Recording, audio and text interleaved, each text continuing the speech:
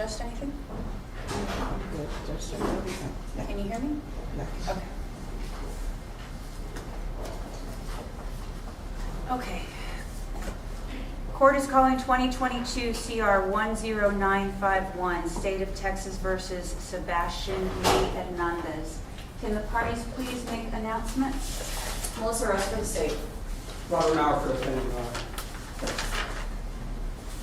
Mr. Hernandez, are you the same Sebastian Lee Hernandez who in this cause number was charged by true bill of indictment with the offense of murder? And on August 5th of 2024, you pled no contest to that. Is that correct? Is that you, sir? Yes, ma'am. Okay. You can have a seat, sir. Thank you. The plea bargain agreement entered into was cap of 32 years in the Texas Department of Criminal Justice Institutional Division, a $2,000 fine, an affirmative finding under 42A.054. There is no application for community supervision or deferred adjudication. And it was understood that we would be set today for a sentencing hearing, giving counsel the opportunity to present evidence as to sudden passion as accorded to in the Code of Criminal Procedure. And so in preparation for today's hearing, there has been a PSI that has been completed. Counsel, have you had an opportunity to review that PSI? Yes, yes, I have. And prior to entering into the hearing, are there any objections that need to be noted at this time? No, ma'am. Okay. I will note also that the court has reviewed the stipulated evidence that was presented and accepted during the plea on August 5th of 2024. The court has also reviewed a victim impact statement that was prepared on behalf of the decedent. And are both sides ready to proceed with sentencing today? State's ready, Judge. Defense is ready to. Okay. State? Judge, at this time the state would waive opening, and we would just ask that you do in fact take into account all of the evidence that has been previously submitted to and stipulated to by the defense. Again, at this time we waive opening. And counsel, Mr. Yes, I Miller. don't have any opening, just evidence. Okay, so state, as far as the sentencing hearing, are you resting? Yes, Judge, we are not going to call witnesses. Okay, Mr. Maurer. Judge, I'd like to call Larry Gary Hernandez. Mr. Hernandez, you can come forward, sir, please.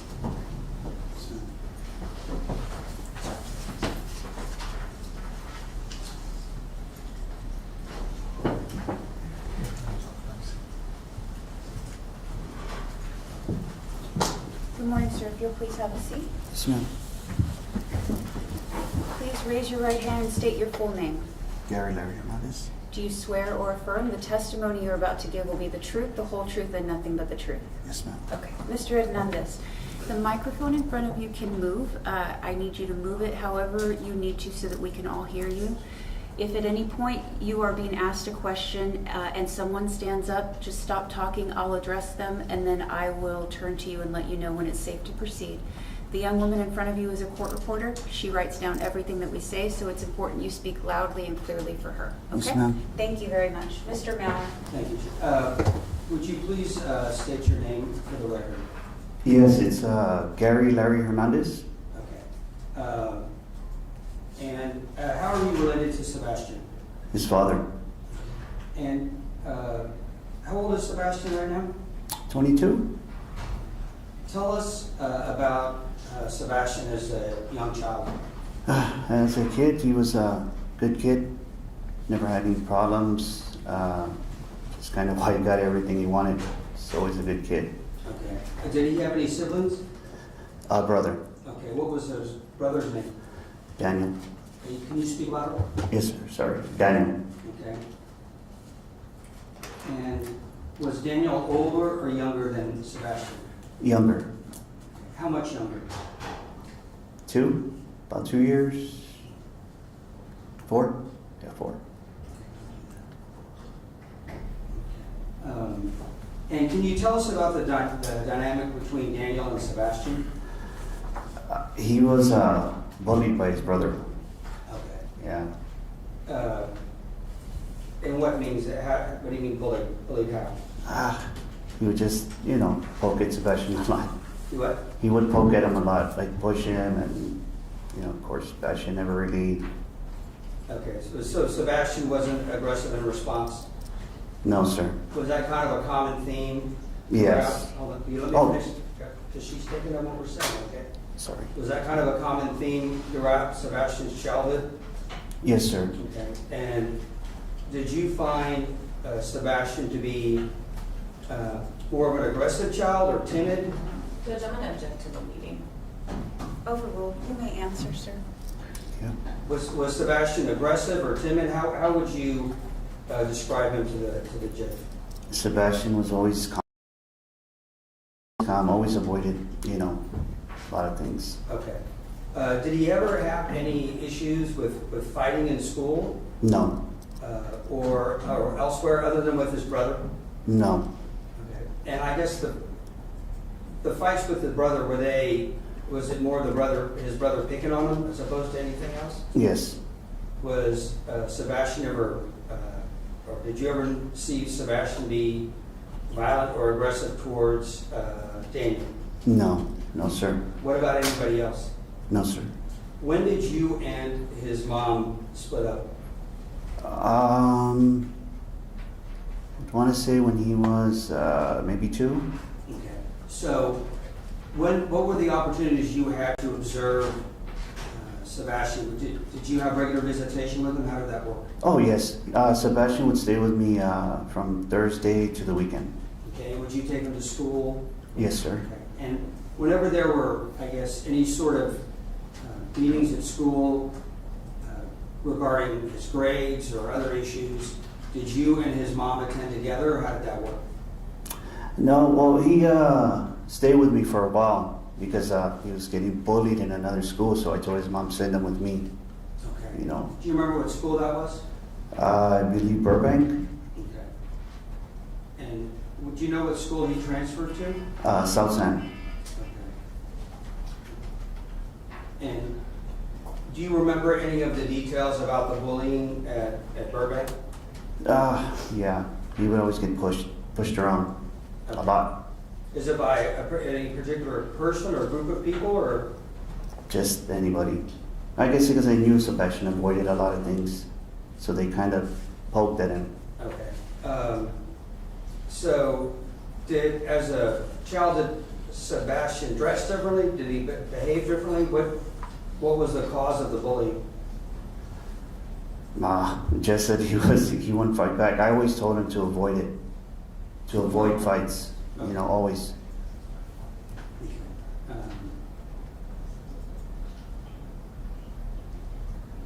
What about when he went to South San? Did he have any more of the bullying issues? No, sir. And did he ultimately graduate from South San? Yes, sir. Okay. And what kind of work did you do? I was actually working at a rehab, nursing rehab. Okay. And did Sebastian, I guess, kind of decide that was kind of a career path he wanted to take? Yes. Okay. And I guess, did he ultimately end up working for a while at a nursing home? Yes, sir. Okay. Did you help him get that job? No, I did show him some stuff though, like how to deal with patients. Okay. That was about it. I guess, is that something you showed him to try to avoid injury from lifting? Yes. Okay. But he got the job at the nursing home on his own. Yes, sir. Was he kind of doing the same type of job that you did? Yes, sir.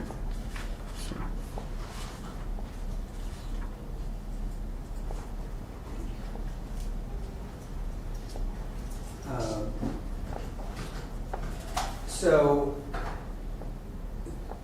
Sebastian graduated from high school, and then after his job at the nursing home, do you know what the next plan in life Sebastian had?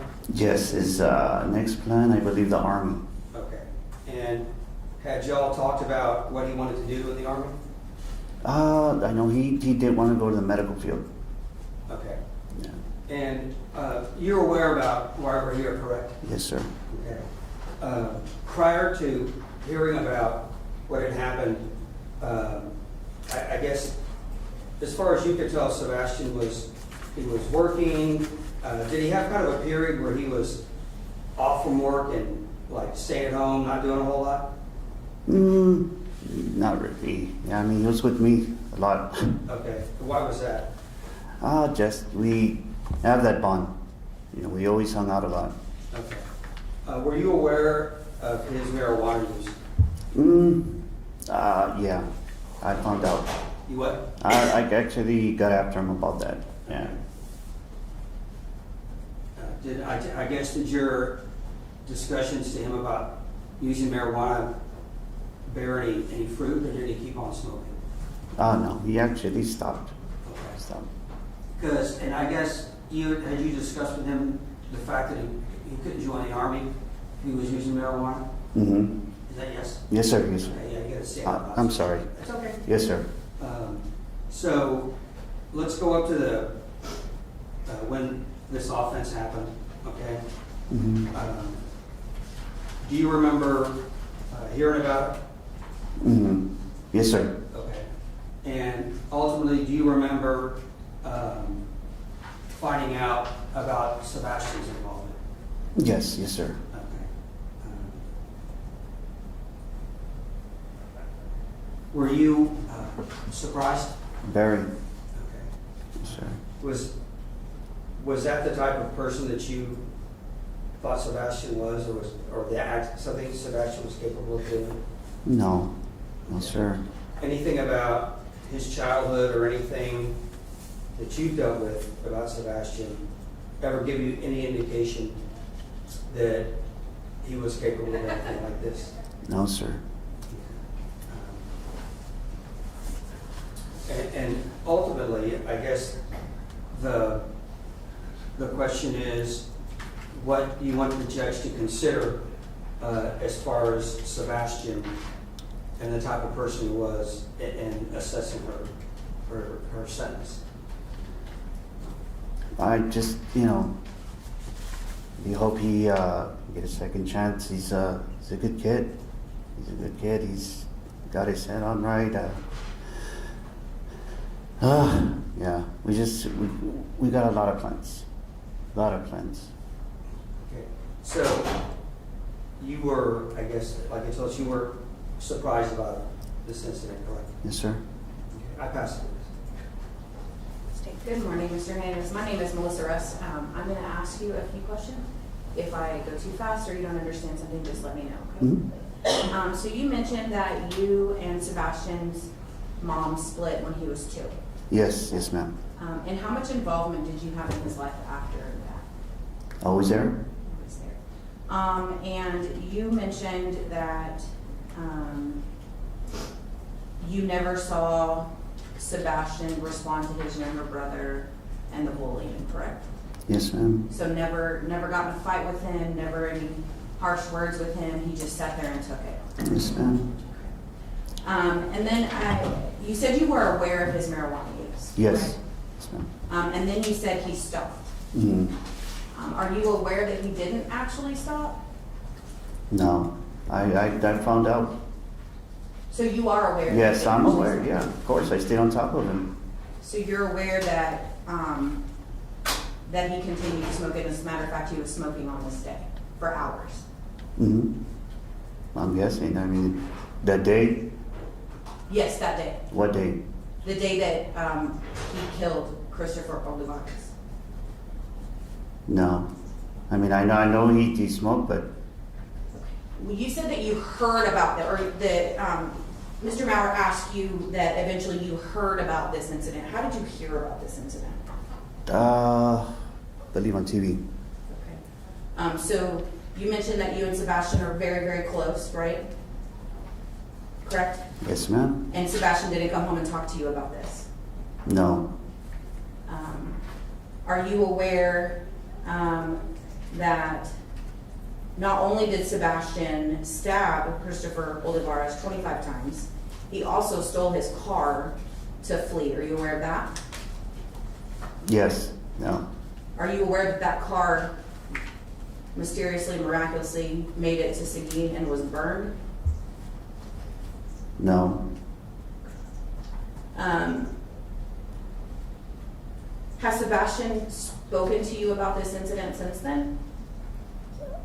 I would stay up a lot with him. Is that a yes? That's a yes, ma'am. And you mentioned that you wanted Sebastian to have a second chance. Yes, What ma'am. about, how do you feel about Christopher's second chance?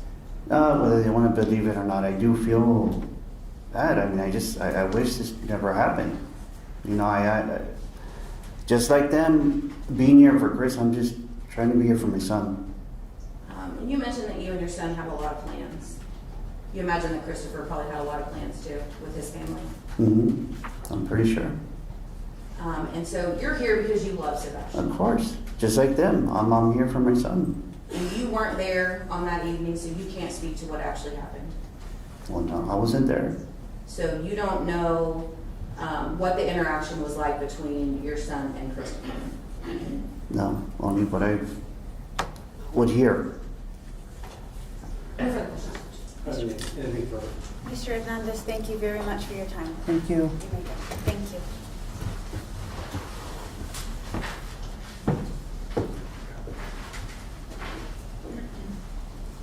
Mr. Mauer? Judge, I'd like to call Araceli Alanis. She's out on the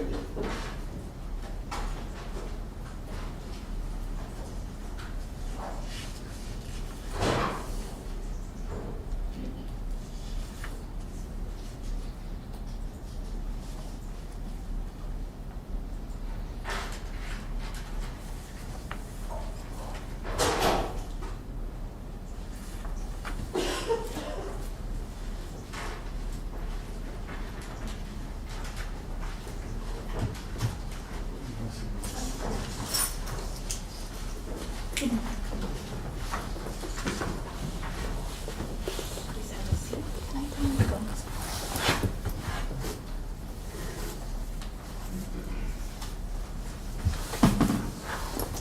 Can you please raise your right hand? Do you swear or affirm the testimony you're about to give will be the truth, the whole truth, and nothing but the truth? I do.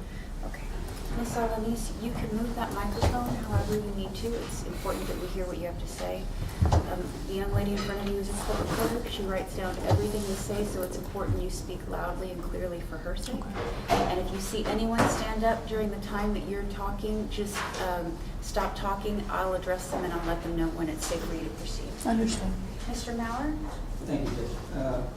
Ms. Alanis, would you, I guess, tell us what your relationship is to Sebastian? I'm Sebastian's biological mother. Okay. And tell us about Sebastian as a child. Sebastian's, ever since I had him, he's such an easy child to raise. Very simple. I give him something to do and he would do it, no problem. He was the meeker type of child. Didn't really say anything, complaining about anything, or he was a good kid. He still is. Okay. Tell us about his relationship with his brother. Sebastian was about 4 when his brother was born, and that difference in age, you would think, right, Sebastian's a big brother. Daniel, as soon as he was 2-3 years old, took the lead. He was definitely a leader. Sebastian did what he said, even though he was little. If he said, hey, Sebastian, do this, do that, he would do it.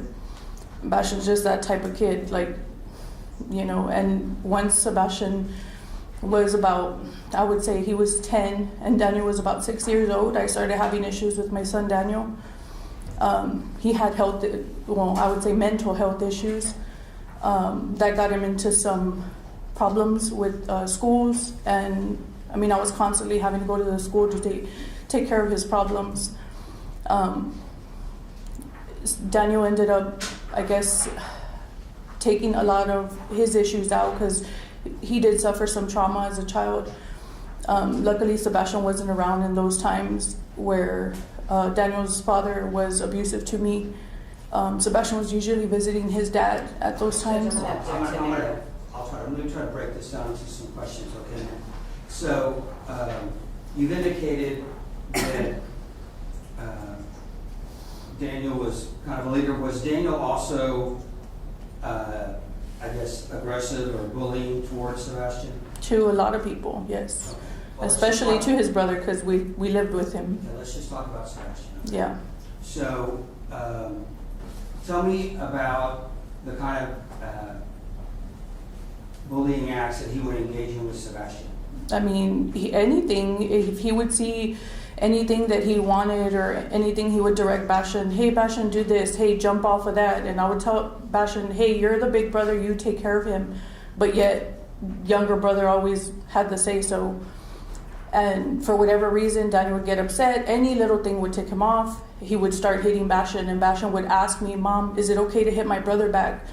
And I would tell him, yes, of course, you have to protect yourself. And it would make me so mad because he wouldn't do anything. Okay. So is that, at what age did that type of activity kind of begin? When Daniel was 6, Okay. we started having issues. And when did, at what point in time did you ever see that type of activity end, or did it end? It didn't end. Daniel had problems growing up, and there were good times, don't get me wrong. He got along with his brother, he loves his brother, but he still refers to him to this day as his baby brother, even though Daniel is 4 years younger than him. Okay. And so, did you ever see Sebastian be violent towards his brother? No, and that was the issue, is that if it was me, I'm thinking, I was picked on by my family too, right? We're kids. And it would get me mad that Bashan wouldn't do anything. And that's where I brought it up to his dad. I don't know what to do. I tell him, hey, you need to protect yourself. It's not right. My son would punch him in the stomach. He would grab him by the hair. He would always go off on Bashan when he was upset. Okay. So let's talk about Sebastian at school. Did he ever get any problems at school from being violent or aggressive? He never had any, zero issues. Okay. Were there issues about him being bullied at school? Yes. And, We had to move him high schools. and what school was he at when this started happening? At Burbank And where did he transfer to? to South San. Okay. During the time he was in either elementary school, middle school, or high school, did he ever get disciplined for any sort of violent behavior? Never. Did he ever have any sort of arrest? Was he ever detained by Never. John? Never went to the principal's office, nothing. Okay. What kind of grades did he get? He got decent grades, B's usually. Okay. So let's talk about marijuana use. Okay. So when did you first become aware about Sebastian using marijuana? After he turned 18. Okay. You didn't have any, was there any marijuana use before that? No. Okay. You sure? That I know of. Did you know? Okay. No. So how did you become aware that he was using marijuana? We were going to send him to the military. And it was his choice also. I gave him 3 choices. He was either going to work, which he had started, and then he had to leave because of COVID and some other issues. Well, let's talk about that real quick. Mm-hmm. So where was he working? His first actual job was at a nursing home. Okay. Did he get that job himself? He did apply himself, yes. Okay. Do you remember the name of the place? It was called San Jose. No, I'm sorry. If you don't know, it's all right. Yeah, I don't remember. Something Manor. Okay. And how long was he there? He was there 3 months. Okay. And what kind of work did he do? He was a nurse's aide. Okay, that's kind of similar to the work that his dad did, right? Yes. And this, I guess, this job he was helping take care of elderly people? Yes. And did you ever have any concerns about him getting injured on the job? Exactly. And why was that? His dad had 2 split discs for doing the same type of work, and the staff was leaving him to carry the patients on his own because he was the only male. Okay, so, and is that how his dad got injured? Yes. Okay. So you said that he was only at that job for 3 months? Yes. And why did that job end? Because I asked him to. He had come home already in those 3 months with COVID once, and he couldn't go back anyway. They quarantined him, so he couldn't be there. And I told him, look, there's too many things, and it was an issue for me. So I was like, I can't have you go back. Okay. And so what did he do after that? He took a break for a while. I believe it was a few months, and then I had him apply to the military. I told him, let's go, we're gonna go take you, if that's what you wanna do. Again, it was his choice, he had 3. He could work, school, or go to the military. So he chose that. He was like, let's try it, we're gonna try for the Army. So that's what he did. So let's talk about that. So had he already met with a recruiter? No, Okay. And what, had he taken any steps towards what he wanted to do, or I guess, what were the concerns about marijuana use? Did somebody talk to you about that, or talk to him about that? the recruiter himself, he was. So you have spoke to him. Mhm. He was the one that was concerned. He's like, well, you know that he can't go to training camp without, testing negative. And I said, okay, I mean, yeah. I mean, I'm telling you, his brother had all these other issues where marijuana use, among other things, was an issue. And so that's how I believe, he was introduced to that. Okay. And do you remember what time frame it was prior to this incident in September of 2021? Do you remember about how long before that he had spoken with the recruiter? It had to be right when school started. Around our district, I believe, starts like the last week of August. It had to be the end of August or the very first week of September. Okay. So what did you do in response to the discussion about him having to be clean for marijuana? We started working with him. I started going to any store I could find, right, cheap. I would look for cheap because I didn't have a job at the time. Drug tests to test him to make sure that he was testing negative. Okay. And what drugs do these things test for? Amphetamines. There's another one with the C. I can't say that word. Marijuana. It was a 5-panel, so I'm not sure what the other ones were, but they were major drugs. Okay. And so when you did that, did you have a set schedule with Sebastian, or would you just say, hey, I'm going to give you a UA? Right. It was random. Okay. Now, even when you're doing those UAs, was he still testing positive for marijuana? He was. Okay. And did you encourage him to lay off marijuana? Yeah. Can you let me finish? Sorry. Okay. Did you encourage him to lay off the marijuana so you could try to get him in the Army? Yes. Okay. Did he ever test positive for anything else? Never. Okay. But the one constant issue was marijuana, correct? Correct. Okay, let's go back in the situation as far as why we're here. Okay, so were you aware that Sebastian had been seeing this person? I was made aware in the sense that my younger son, before this happened, approached me in our kitchen.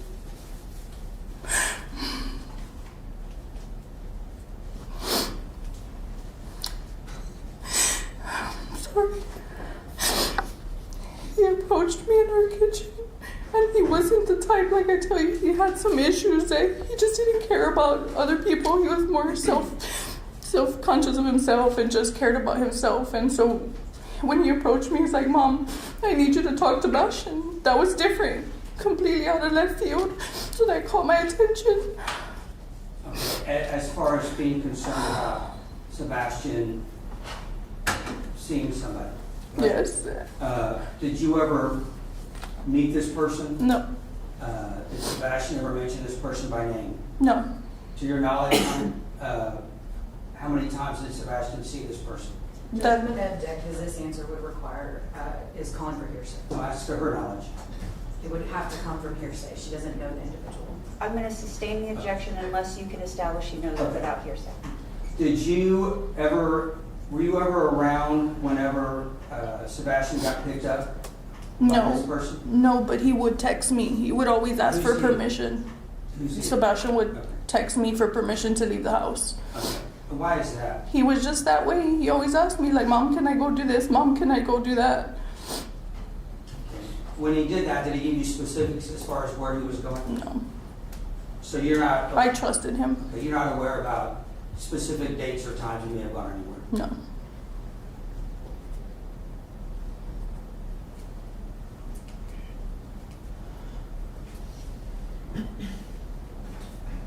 So, let's go back to, I guess, September 25th or the day after. When did you first see Sebastian after this incident? The morning of the 25th, when I got up, I'm in the kitchen, and I do only remember him walking in, and I see him holding his hand, his right hand, and I'm like, "Are you all right?" It kind of looked like he was hunched over a little bit, and I'm like, "You okay?" He's like, "Yeah, I'm okay." And he just walked past me, and he went to my younger son's room, Daniel. And so I didn't think nothing of it, right? Like maybe he was at the neighbors. He had a good relationship with our neighbors, so I thought he was there, and he had just come to talk to Daniel. And so I'm in the kitchen, and he approaches me. Sebastian approaches me, sorry. And he's like, "Mom, what do I do about my..." Sustain. You don't have to answer that. He'll ask you another question. So, after he came home, did you, let's go back. When did you understand why we're here, correct? Correct. And you understand the allegations, and you understand what Sebastian pled to doing, right? Correct. So let's talk about your thoughts about Sebastian's capability of doing something like this. Is this particularly, and we've met several times throughout the last couple of years about this, and you're aware of everything that's alleged, right? Yes. Is this behavior the type of behavior that you would ordinarily see from Sebastian? Never. Did you ever see him be violent to anybody? To nobody. Okay. He never had any history of violence, or never got arrested, anything else like that? Right? No. Were you, was this not consistent with the type of person you know Sebastian to be? It was not. I guess ultimately, what do you want the judge to take into consideration when she's making her decision about Sebastian's sentence? I wish for her to consider that, his behavior is not, that would not consider or be considered normal behavior for him. He's very kind. He's a sweet kid. He's not the type to cause problems. He's always the type to fix things. He has a lot of friends who would go to him like, "Hey, I need help with this," or "I need help with that," and he's the one that helps them through it, because he's a very emotional person. I pass it. Thank you, Jeff. Ms. Alanis, my name is Melissa. I'm going to ask you some questions. If you don't understand what I'm asking, just let me know. I'll try to Yes, ma'am. Okay. I just want to start by asking you, we've heard a lot about your younger brother, Daniel, and all of his issues, correct? Yeah, my son's younger brother, correct? Yes. Yes. Your I was younger like, son. not Thank mine. you. Your younger son, Daniel. Yes. But you're not sitting here today trying to convince the judge that what Sebastian did in September of 2021 is Daniel's fault. No. And you wouldn't ask the judge to believe that what your son Sebastian did on September 25th, 2021 is anybody at Burbank High School's fault. No. You understand that what Sebastian did on September 25th, 2021, when he stabbed Mr. Olivarez 25 times, you understand that that's Sebastian's fault. Yes. And you understand that that was Sebastian's choice. I would not agree it's a choice. You understand that you mentioned that you were not aware of any people. I think that Mr. Mauer was trying to ask you about a specific person that you weren't aware your son was hanging out with. I was aware, but I didn't know his name. You didn't know who I he was aware of his age. That was more concerning to me. Okay. Were you aware of the nature of their relationship? No. Were you aware of what went on when Sebastian hung out with him? No, but I had seen, again, when he would text me, he's like, "Mom, I'm gonna go apply at jobs." Okay. So, you think he was applying for jobs when he was with this person? So you think this person was trying to help him? I'm not sure. I can't answer that. And you said that this behavior was very abnormal for Sebastian. Yes, Would you agree with me that stabbing somebody 25 times is abnormal behavior for anyone? it is. Okay. And you aren't around your son 24/7, correct? Almost. But you're not, right? Yeah. You weren't with him when this happened? No. You weren't with him all the other times that he hung out with Christopher? No. You weren't with him all the times he was smoking weed? No. Do you know as a mom that our kids can act one way with us Mm-hmm. and act a complete different way with their friends? Yes. And you have no idea when you weren't with Sebastian and Sebastian was hanging out with people that you don't know, you have no idea how he behaved, Yes, but he didn't go out with anybody else. that you know of. No, I know he didn't. And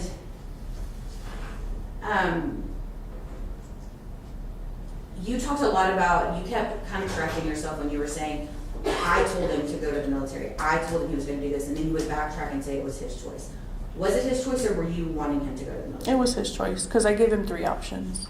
But I'm just saying I wanted to go to the military myself, and I guess that's what I was pushing on him. Okay. And why would you push the military on him? I just feel that it makes somebody grow up, and I feel like he was very young. He the way that he acted, you know, he was very lacking in maturity. Was he impulsive? No. And you mentioned that even after going to the recruiter and knowing that if he wanted to go to the Army, he had to stop smoking. Yes. And he didn't stop, did he? No. You wouldn't want this judge to believe that marijuana is the reason this happened? No, I don't believe that. I'll pass the word. Just briefly. So let's talk about this relationship or whatever it was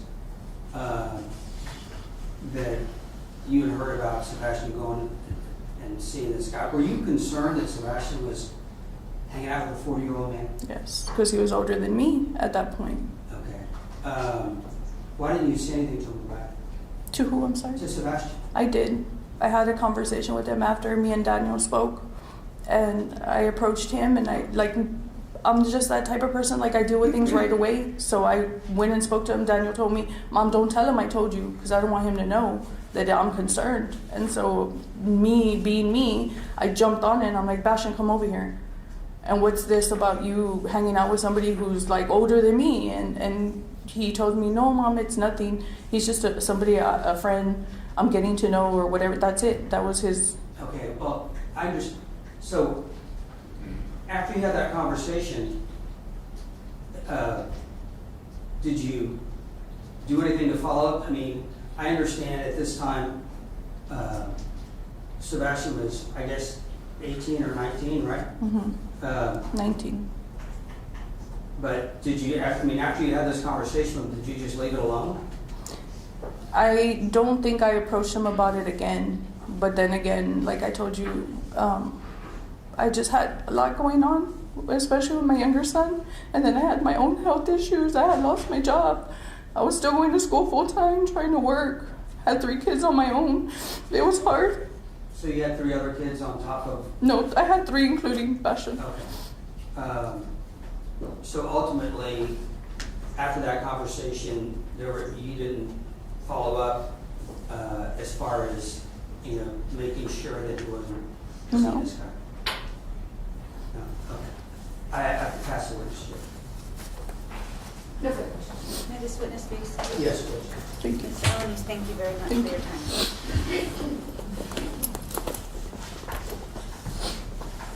Just real quick. Yes.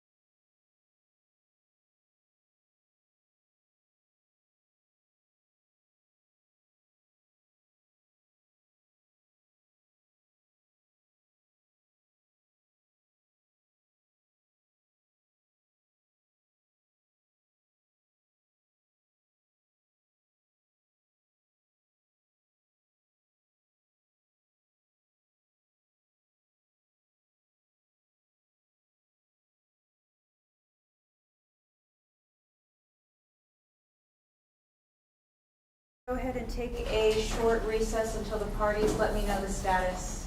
So we are in recess on this matter.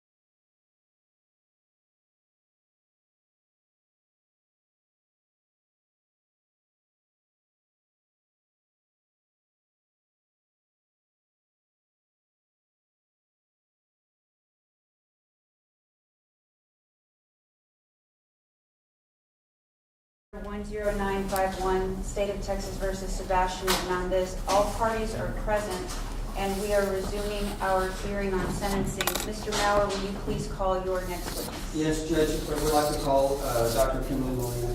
Dr. Molina, will you please raise your right hand? Do you swear or affirm the testimony you are about to give will be the truth, the whole truth, and nothing but the truth? I do. Thank you very much. Mr. Maurer? May I proceed? Dr. Molina, you have in your possession autopsy report on Christopher Olivarez.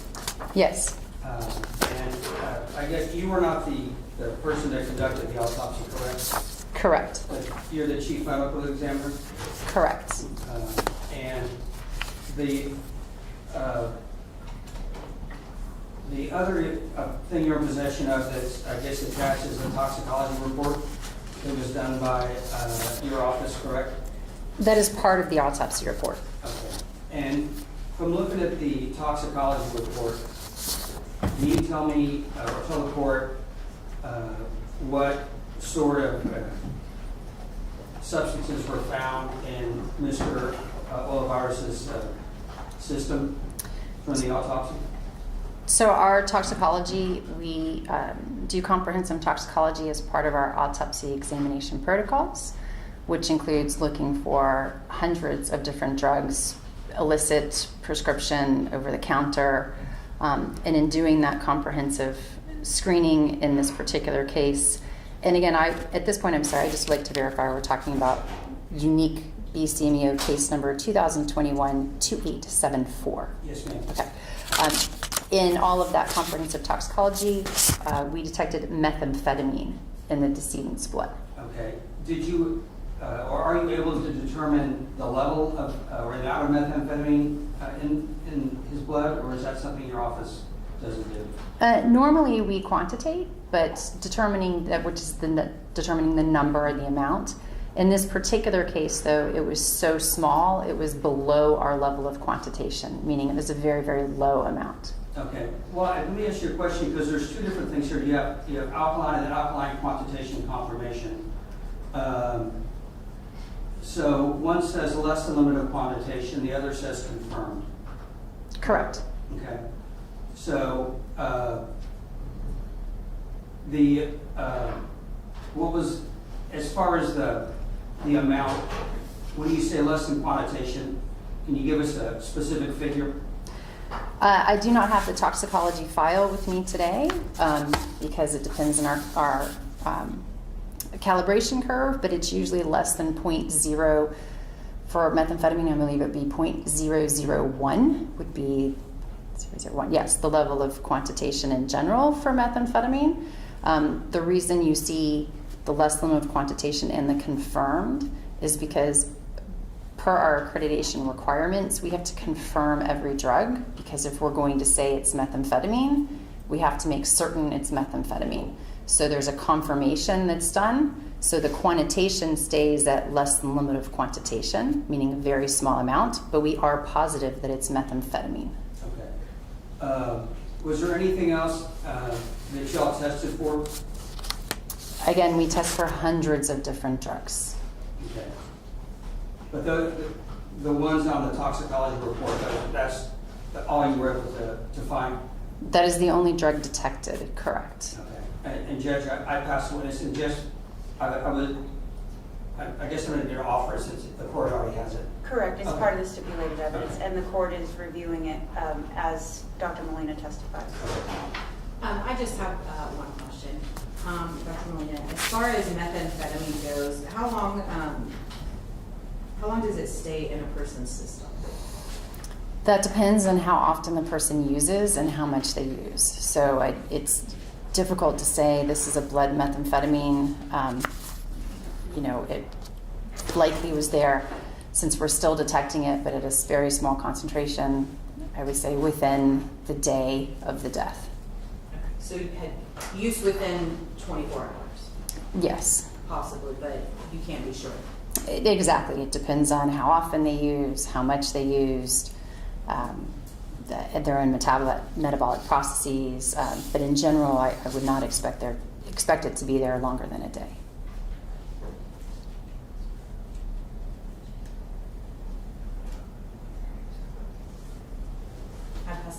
Are you familiar with, I guess, what's the term, meth toxicity, or, I guess, somebody's behavior if they've been on I guess, a bender or an excessive use or extended use of methamphetamine? I am familiar with the effects of methamphetamine, yes. Okay, and what are they? Depending on the individual, methamphetamine can cause tachycardia, which is an increased heart rate. It can cause high blood pressure, which is hypertension. It can cause psychological abnormalities, including paranoia or psychosis. And then one of the, I guess the literature talks about the difference between, you can have meth psychosis, and you also have situations where people, because they have not been sleeping, they've been up for a long period of time, can also get delusional, correct? Methamphetamine can result in delusions, yes, so can insomnia or the lack of sleep, yes. Okay. And would you agree that with methamphetamine, sometimes the two go hand in hand? Certainly methamphetamine does create a alertness. It's a stimulant, so it would be difficult to sleep, yes. Okay.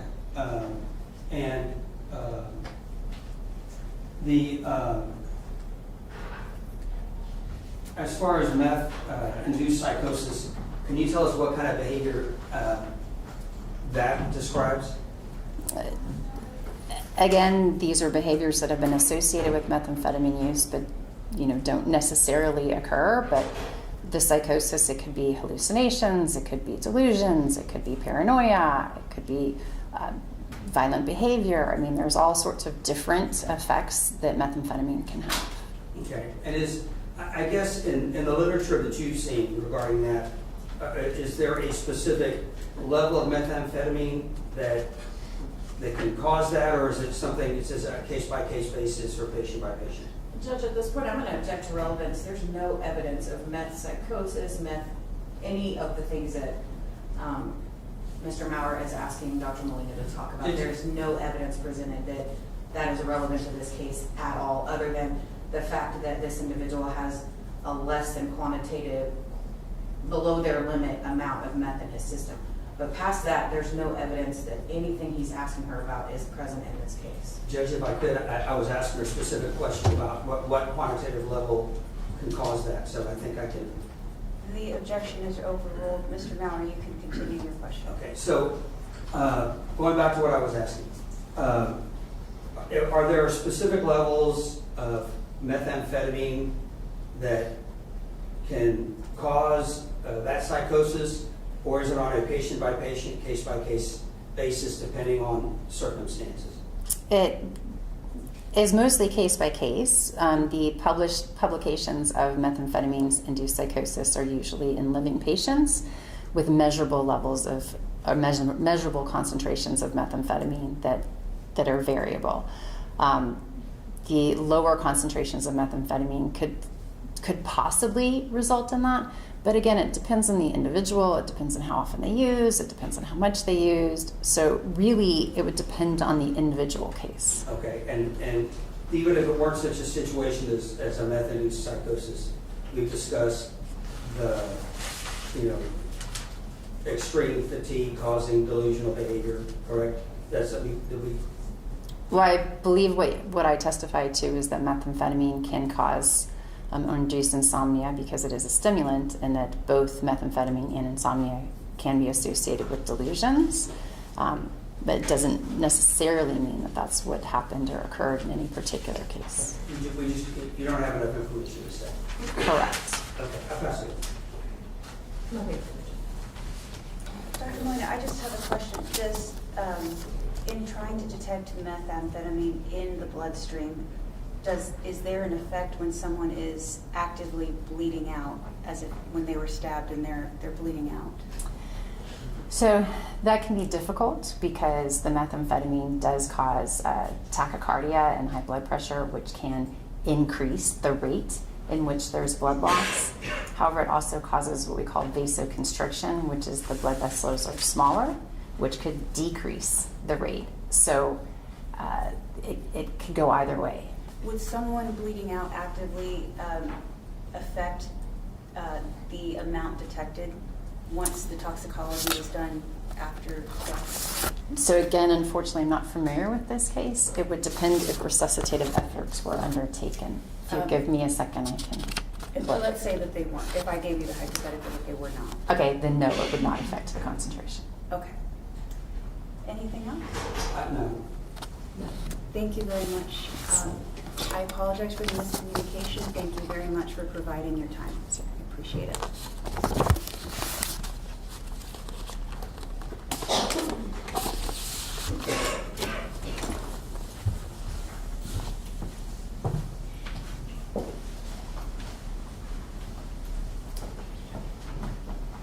Mr. Mauer?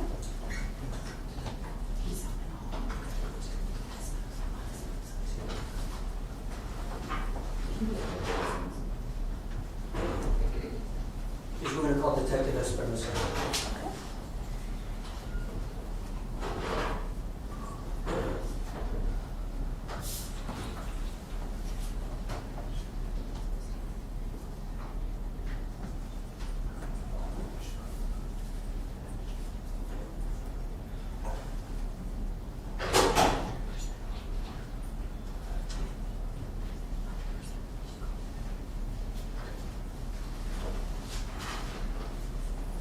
Good morning, sir. If you could please have a seat.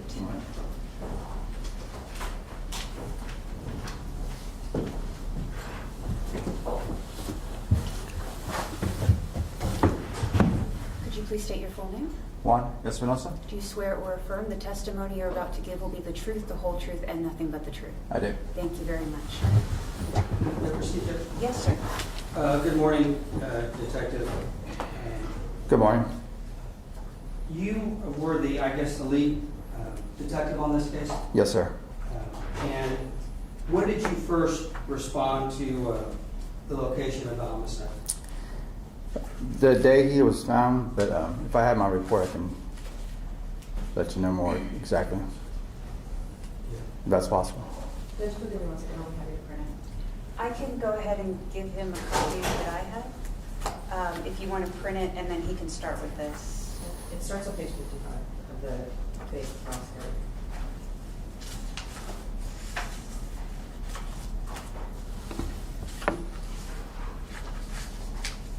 Okay.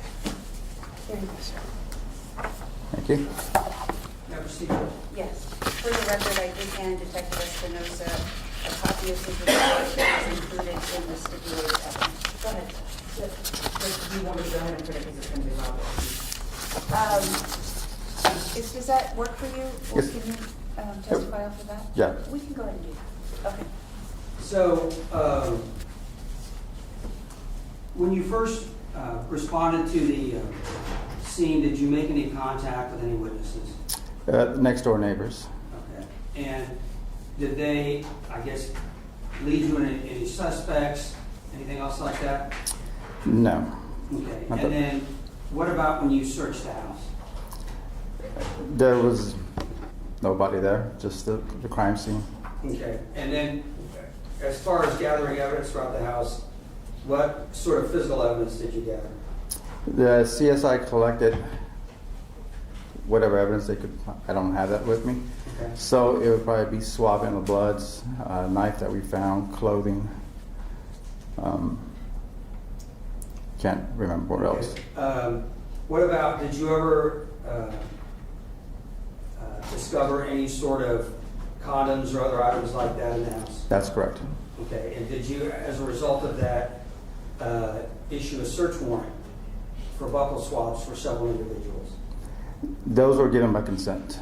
Okay, but you had several different individuals that you requested buccal swabs, okay? That's correct. And would you agree that those people were all young males? That's correct. Okay. And the victim in this case was 40 years old? I believe so. Okay. And the buccal swabs, the majority of the males were in their late teens and early 20s, correct? I would have to see what their age were. If you give me a moment, I can look. Okay.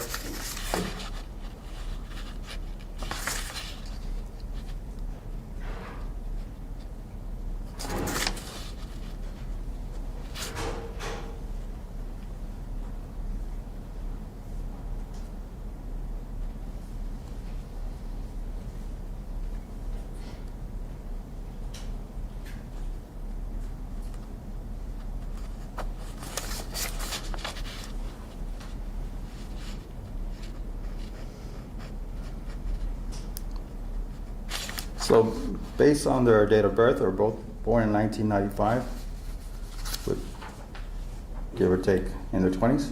Okay. Okay.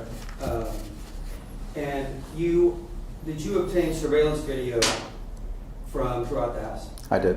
Okay. And on the surveillance video, did you see, I guess, the complainant in question the night of the homicide? I did. Okay. And did you also see other individuals coming to the house throughout the couple days before and also that night? Correct. And did you see young males coming to the house throughout the couple days prior to the incident? There were males that came by. Okay. Did you find a safe in the house? I did. Okay. And eventually, did you get, I guess, a search warrant or consent from both parties to open the safe? It was implied consent because it belonged to the victim. Okay. So we did open that up. Okay. And what did you find in the safe? I believe in one, there was a handgun, narcotics. What kind of narcotics? Without looking at the crime scene report, because this doesn't have that information on here. But if I were to look at that, I can let you know what that is. Okay. Well, But I think it was marijuana. okay. What methamphetamine? That I don't recall. Okay. What else did you find? I would have to look at the crime scene report from that search. Okay. And at some point in time, you developed Sebastian Hernandez as a suspect, correct? That's correct. Okay. And did he speak to you, or did he speak to other detectives on? Because he gave a couple statements, No, right? he spoke to me. Okay. And the first time he talked to you, he denied everything, right? Denied being the person on the video, Okay. but admitted knowing No, the guy. Okay. that. Correct. And then subsequently, did he ever come down and give a statement to you, talking about what had happened? After he was arrested. Okay. And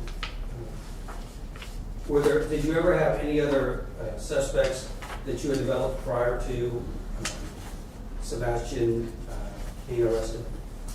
Prior to him being arrested, Yes. yes, names that come up. To what? There were people of interest that came up. Okay.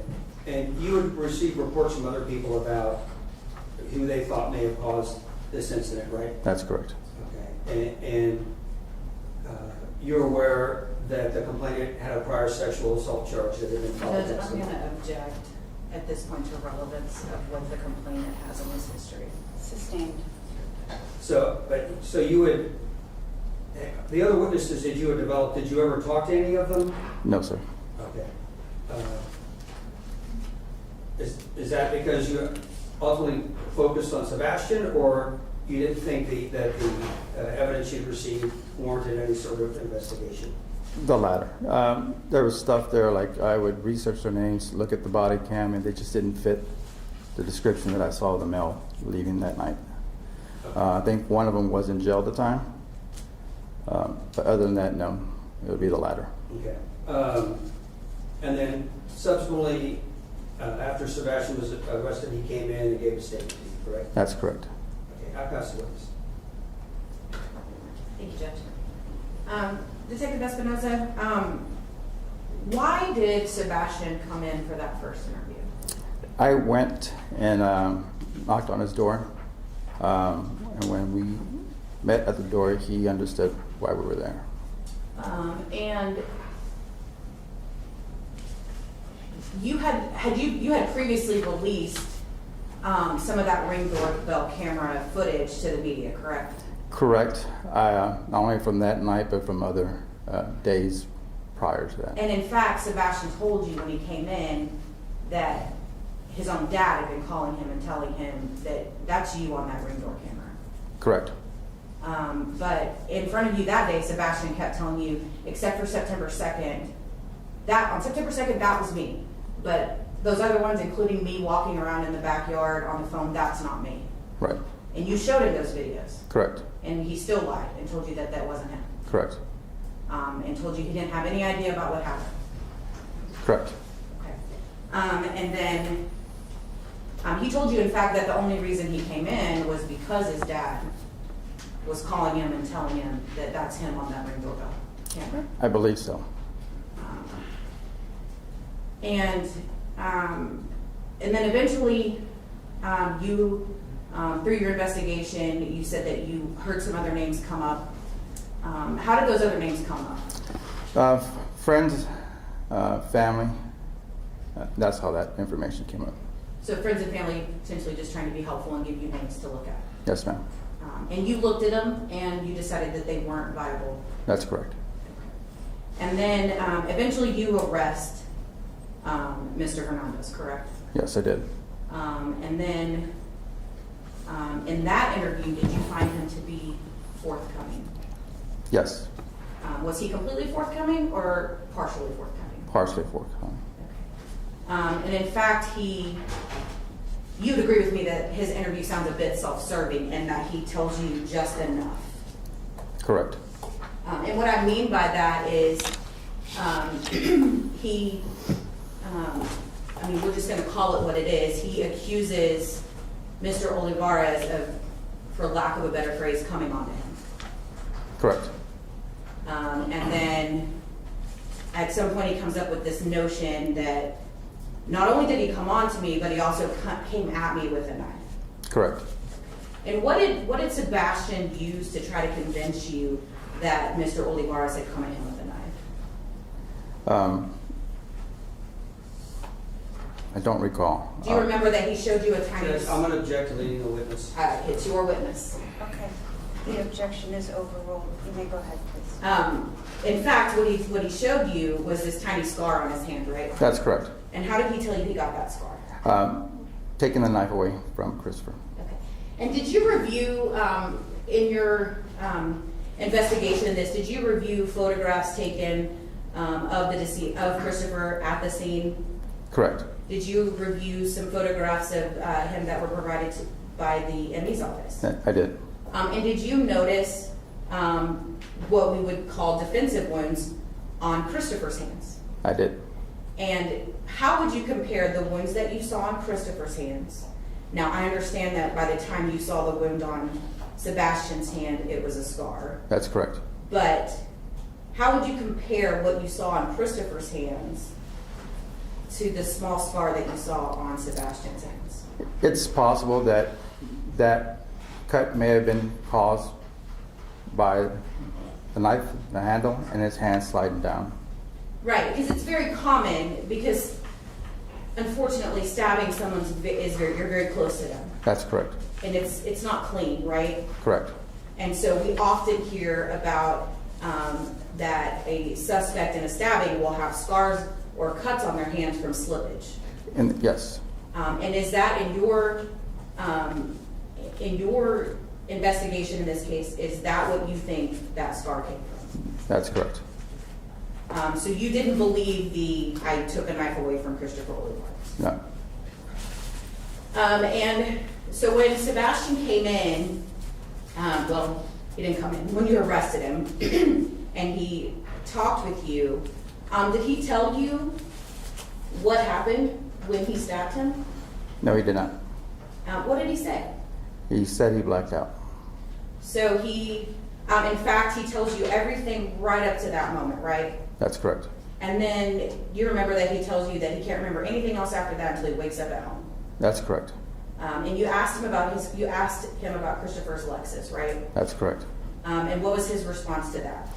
Didn't recall. Do we see what happened with Christopher's Lexus on the Ring doorbell camera? It's been driven away. And based on all the cameras that are present in Mr. Olivarez's house and outside of his house, who drove that Lexus away? It would have to be Sebastian.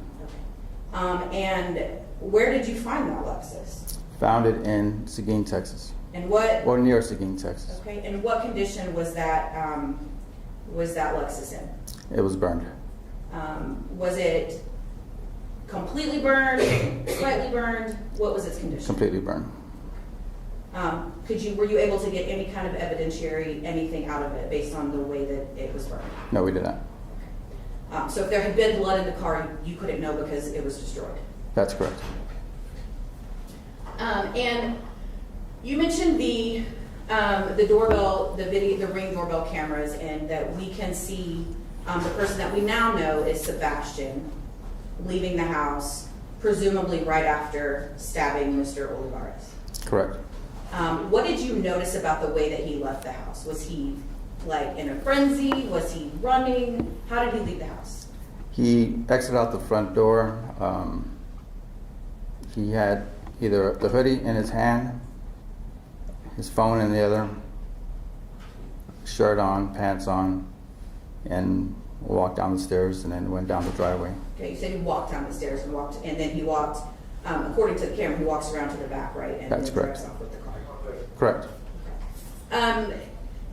I know and understand, and I believe that the judge has probably seen the videos. She has them available to her. But on the video, can you tell whether, we talked about stabbing somebody that many times.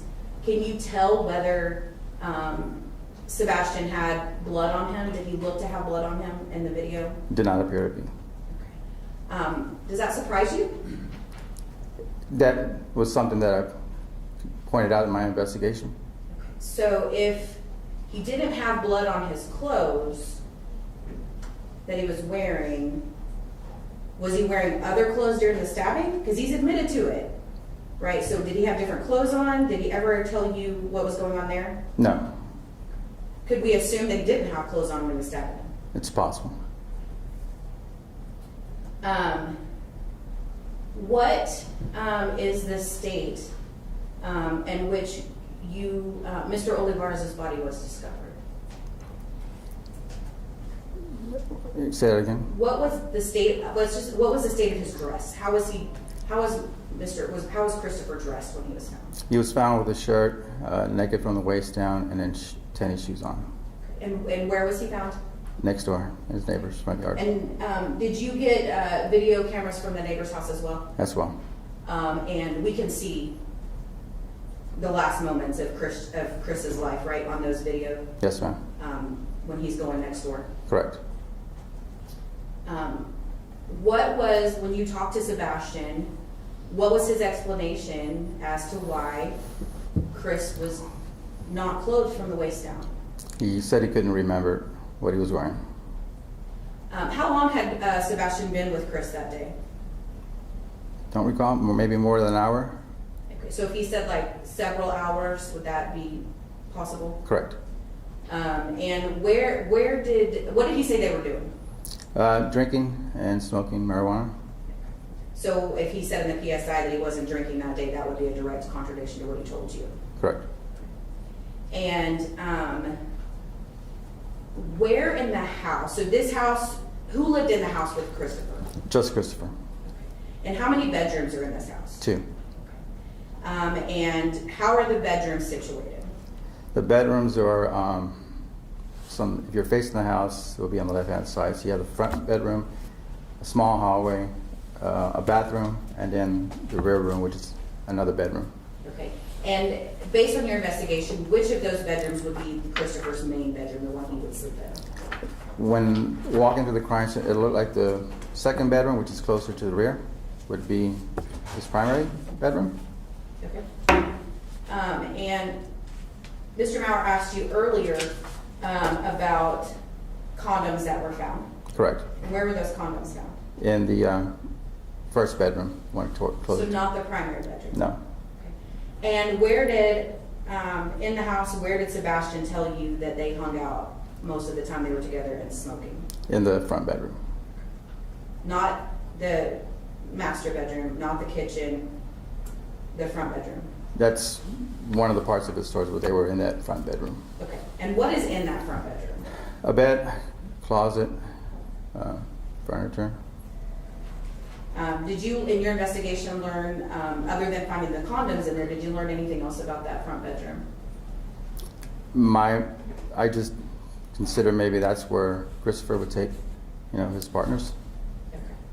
Okay. And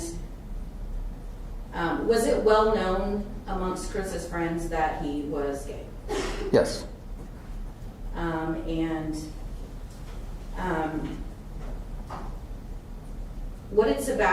What if anything, did Sebastian tell you about Chris's homosexuality, his lifestyle? What did Sebastian tell you about it? He told me he did not know. And did he tell you how many times he had hung out with Chris? I do, but I don't recall. I know it was maybe about 4 or 5 times. So definitely more than that one day. Correct. And what did he tell you that they would do whenever they hung out? Mainly for marijuana. And do you recall that Sebastian told you, you asked Sebastian, did Chris give you the marijuana or did you have to pay for it? And you recall that Sebastian told you, oh, I always paid for it. Correct. So Chris wasn't just giving him marijuana. Correct. And did Sebastian ever give you an explanation as to how the vehicle ended up in Seguin? Never. Were you ever able to recover the clothing that Sebastian was wearing? I did not. Do you know if it was inside that vehicle that got burned up? I'm not aware if it was or not.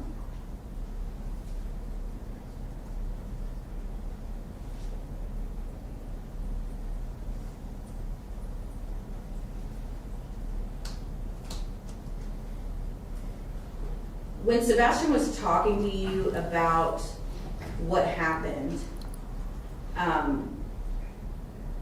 was he describing a situation where he was just over the top, super upset or angry or any of those things? No, he didn't come across that way. And did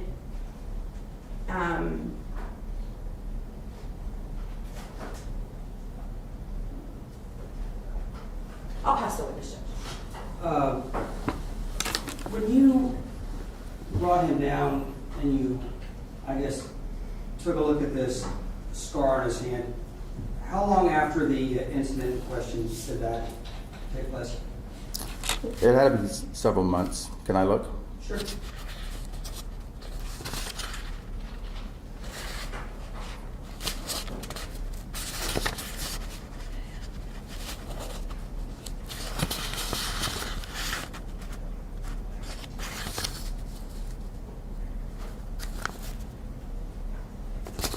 Approximately 9 months.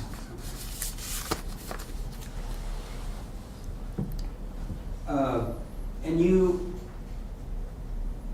said your discussion with Sebastian, they talked about drinking and smoking marijuana, correct? That's correct, sir. And you found marijuana in the complainant's house? That's correct. Is it unusual for a 40-year-old man to be providing alcohol and marijuana to a 19-year-old? Judge, I'm going to object. He's already testified that he wasn't providing it, that Sebastian was purchasing it, and I'm also going to object to relevance. Sustained. Is it a crime to provide alcohol or drugs to somebody who's under the age of 21? Alcohol, yes. It's illegal for narcotics in general. Okay. Did you ever ascertain how Sebastian or how Mr. Olivarez first made contact with Sebastian Hernandez through that medium? I don't recall. He said he met him through a friend. Sebastian met him through a friend of his. You didn't get records from Grindr? I did. Okay. And you weren't aware about him making contact through Grindr? No, I didn't see any contact.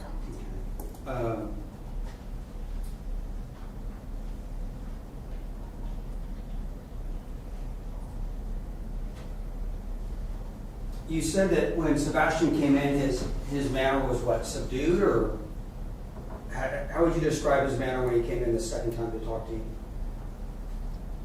I guess subdued, calm. Okay.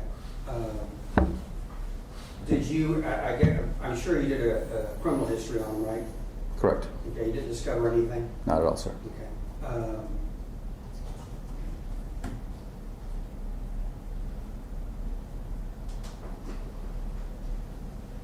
I pass the witness. Just a couple questions, Judge. In fact, when you asked Sebastian, Mr. Hernandez, how he met Christopher Olivarez, he said he met him through a mutual friend named Juan, right? Yes, ma'am. And Juan is a person that you came in contact with through your investigation. I did come in contact, but I don't know if that's the same one. But he never mentioned anything about Grinder to you. No. He never, other than accusing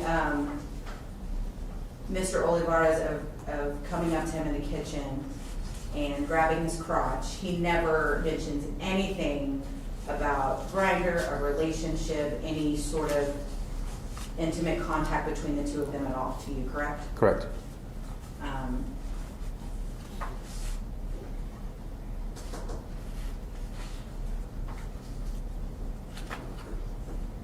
I'll pass the witness.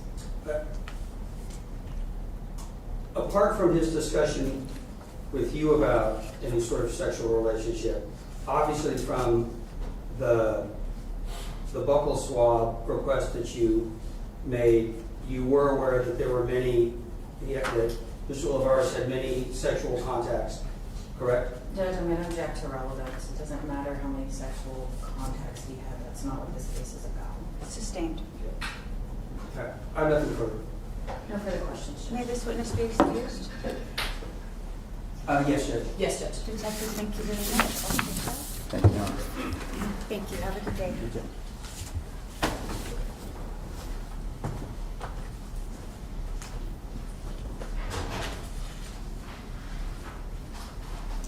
Mr. Mallon, Call Sebastian Hernandez. are you okay?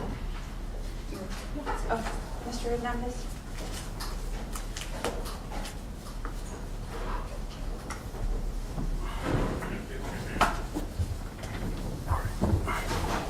Please raise your right hand. Do you swear or affirm the testimony you're about to give will be the truth, the whole truth, and nothing but the truth? Yes, Your Honor. Thank you very much. Please keep your voice up for my court reporter Okay. and do not speak over anyone. Mr. Mauer. Thank you, Judge. Sebastian, you understand why we're here today, correct? Yes, sir. Okay.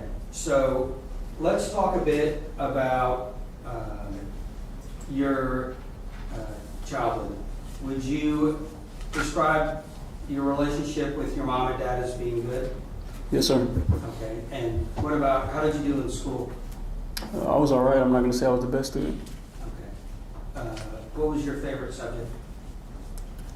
I like to say history. And your mom and dad both described incidents of you having to transfer from Burbank to South San due to bullying. Yes, sir.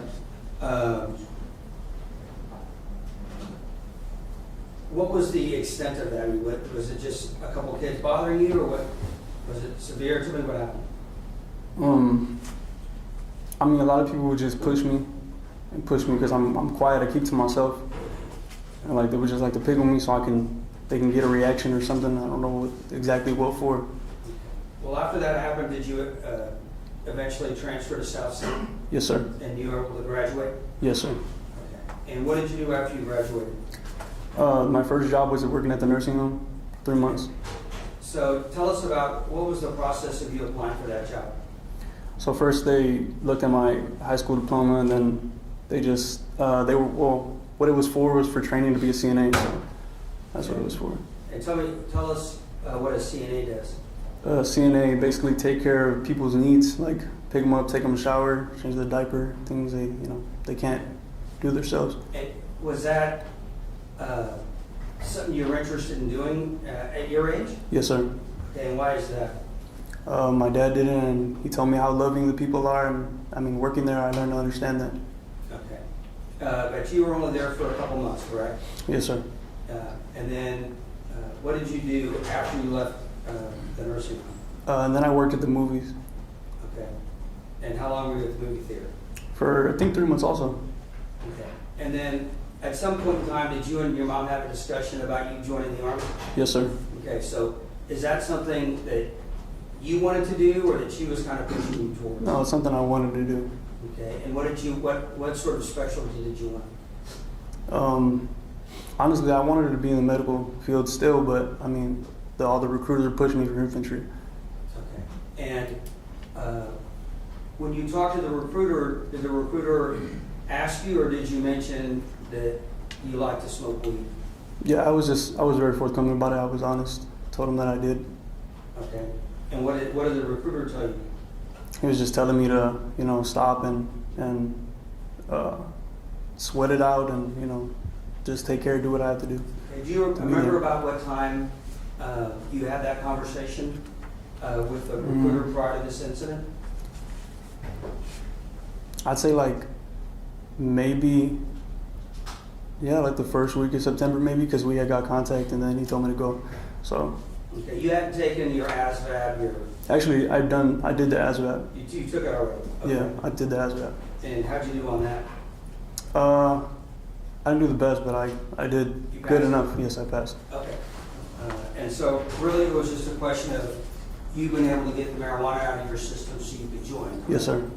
Okay. So let's go to this incident. So you knew, well, let me back up. So your mom wanted to make sure you weren't smoking weed, right? Yes, sir. So did she give you UAs? Yes, sir. Okay. But even with that, you kept on smoking weed, right? Yes, sir. Why? Just cause I was going through a lot, and I needed to calm down, and I just didn't know how to calm down without it at the time. Okay. What do you mean by calm down? I'm very anxious and overthinking person, so that's just the way I am. What Yeah. were you overthinking about? Just life, it was my first year in life, actually being, an adult, so I didn't know how to maneuver yet. I didn't know how stressful the world was going to be yet. Okay. But when you say over anxious, it was just about what was going to happen in your life moving forward, jobs Yeah. and things like that? Of course, Okay. girlfriend, stuff like that. So let's go to how you first came in contact with Christopher Olivarez, okay? Mhm. So I guess let's figure out how did y'all first make contact? We met through Grindr. Okay. Now the officer said y'all didn't meet through Grindr. Yeah. Okay. And I think you'll admit you gave, I guess, multiple stories, right? Yeah. Okay. So you had an account on Grindr? Yes, sir. Okay. And so how was the contact process? Did somebody send you a message? How does that Yeah, usually he just sent me a message one day, and then you just reply, and then. Okay, so let's talk about Grindr, okay? Because you mentioned girlfriends, but Grindr is predominantly for gay relationships, correct? Yeah. Okay, so let's talk about why you had an account on Grindr. Just cause, just to. Were you not quite certain about yourself sexually? I would say so. I mean, this is my first year in the world. You know what I mean? I'm experimenting, trying to figure things Okay. out. Did you have accounts on other, I don't know what you call them, too old to know that, other dating websites? Thank you. Oh yeah, of course. And what were the other ones? Like Tinder, Bumble, stuff like that. Okay. So you had accounts on, did they charge you to set up these accounts? No, they're Okay. free. So I guess since you didn't have a job, at least that was something you could afford, right? Yes, sir. So at some point in time, did you get a message from Mr. Olivarez? Yes, sir. And when somebody messages you, I mean, do you have an account name, or do you have your own name on there? You don't even have to put a name or a picture. You just. Okay. And then after you were contacted, did y'all make arrangements to meet? Yes, sir. Okay. And what was the arrangement for the initial meeting? The first time was to smoke and for me to get oral sex. Okay. Because you had mentioned, and just to clarify, you've given several different accounts about the sexual relationship y'all had, correct? Yes, sir. Okay. So the initial meeting was an exchange for drugs, and in return you would provide oral sex, correct? No, I wasn't providing no oral sex. Okay, he would provide oral sex. Yeah. And then give me something to smoke. Okay. So I guess what was that the initial message, or was that a conversation y'all had after the initial message? I don't want to give like a dishonest answer because I'm not sure. I'm not 100% sure. But I'm pretty sure it was in the message. Okay. So, the first time, did he come and pick you up? No, I think I drove over there. Okay. Whose My car first did you time. take? Mine at the time. Okay. So, you drove over to his house. How long were you there? I would say no less than an hour maybe. Okay. And so, did he give you like you just smoke with him? Did he give you some marijuana to take with you? No, I didn't get to take any. Okay. Not at that point. Okay. So you smoked and then you drove home? Yes. Okay. Obviously, probably not a good idea, right? Yeah. In hindsight, yeah. And in that incident, I guess you're telling us he performed oral sex on you. Yes. Okay. Was there ever a request for him that you reciprocate or do the same for him? I mean, yeah, a few times, but I didn't. It's just not something I do. So you knew that there was some interest in his part on changing the nature of your sexual relationship, correct? Right? What do you mean? He had performed oral sex on you. He wanted the same from you to him, correct? I'm pretty sure, yeah. Okay. Well, you said he had asked you, right? Yeah. Okay. So then you can be certain that if he said Oh, yes. well, yeah. Okay.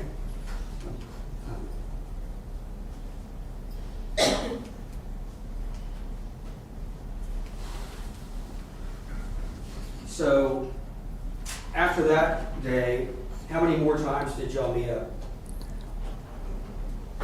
I'm not sure about the exact amount of times, but I guess however many times I was on camera, I don't know. I'm not sure. I mean, you have a guess? 3, 4, 5, 6? I'd say probably like 6, 7 maybe. Okay. I don't know. And was the general, I guess your relationship, did it kind of proceed along the same course? About him providing drugs and I guess performing sex acts on you. Was there ever a change in the relationship where you had previously agreed to do the same for him? No. Okay. And that was something you weren't interested in? No, I was not interested in that. Okay. But you were okay with getting the free weed and whatever he was willing to do? Yeah. Is that correct? Yes, sir. Okay. So let's go to the night in question. Okay. Okay. So do you recall what time you were picked up?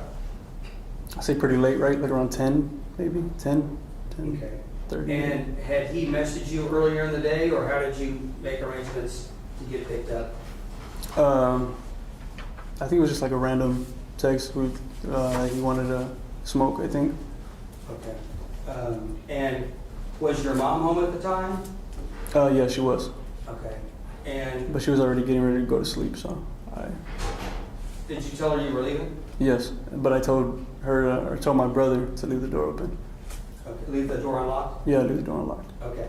So at some point in time, Mr. Olivarez picks you up and you go back to his house, correct? Yes. Okay, so let's talk about what Mr. Olivarez was like when he picked you up. Okay, so what was, did you go down to the car, I take it? Or Yes. did you walk up to the door? No, I walked down to the car. Okay, and what was he like when you got in the car? I mean, for the most part, he wasn't acting out of character yet. Okay, No. what about when he drove you back, what's the distance from your mom's apartment to where he lived? I'd say like maybe 5, 6 streets down. Okay, and how was he driving when he was driving back towards his house? So like leaving wise, this apartment's like this, and then you drive out, and there's a giant curve. He kind of slid in a way, and then we're pulling up to the light. There's the dentist, and there's a light, and then there's another street. And when we're pulling up, he's kind of swerving. You know what I mean? Like right before he gets up to the stoplight. Okay, so did you say anything to him about his driving? I didn't say anything. Like, I'm not a person to critique people. I don't know. Did you think it was something regarding his, or were you worried about, did you smell alcohol? What made you think that there were issues with his driving? I just thought it was a little weird. You know what I mean? Like, why would you be swearing? That's the only thing that was on my head. Okay, you need to try to speak louder so I can. Oh, I meant like, I just thought it was a little weird. I didn't really think much of it yet. Okay, so you make it back to the house, correct? Yes, sir. And what happens next? And we get to the house, then we get off. We go inside to go roll up, which is, you know, roll up a blunt. Yes. So where are you rolling up? We're not in the front room. We're in the back room, the main room. Okay, what do you mean the main room? The Like main the- bedroom? Yes, the main bedroom. Okay. And what are you rolling on? Is there like a tray? Yeah, there's a rolling tray. There was a rolling tray, and he gave me a pack of cigars, and I rolled up, and he gave me weed to roll up. Okay. What do you mean he gave you a pack of cigars? Like he gave me a cigar pack to. Like the Swisher Sweets? Or what do you- I'm not sure exactly what they were, but yes, like that sort, like Swisher Sweets of sorts. And what, you knock the tobacco out, fill it full of weed? You get it, you take it, you split it down the middle and take out the tobacco. Okay, and was there anything about his behavior you found unusual during that time? I mean, when I was rolling up, he was just pacing behind me back and forth. He seemed very, agitated, I guess, is that the word? Yeah. And he's just walking back and forth for a little bit, and then he sits down, and then he's just kind of just sitting there staring off into space, and I'm trying to talk to him. Okay. So at some point in time, did y'all end up smoking marijuana? Yes. Okay. Did you smoke, I guess, the entire cigar, or how much did y'all smoke?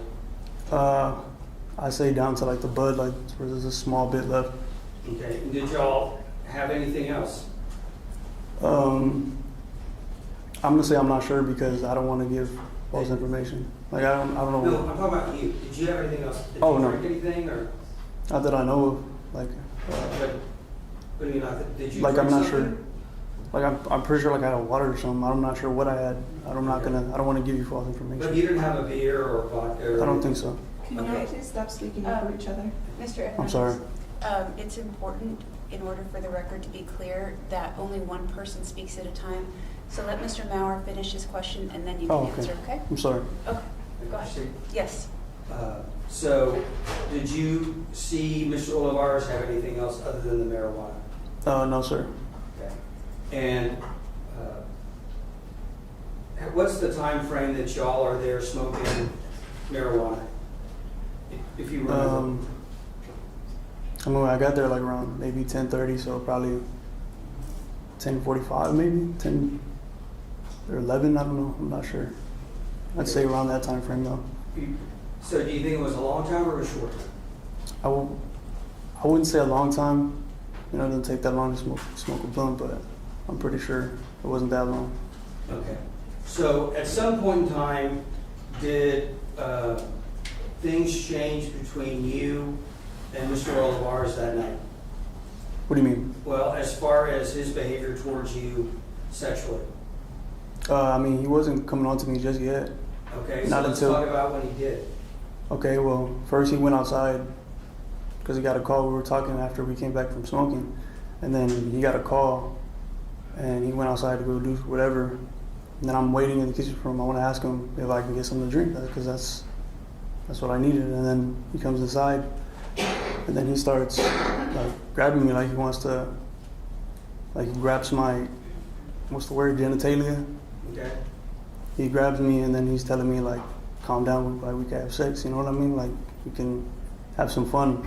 Okay, so let me ask you a That's question. At some point in time, did he remove his pants? Anything else like that? I would say he's like pulling them down, but I wouldn't say removed them. Okay.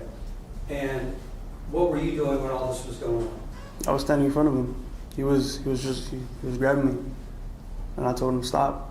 And then I pushed him and I told him, do it again, I'm gonna hit you, just because like it's not something that I wanted to do that night, you know.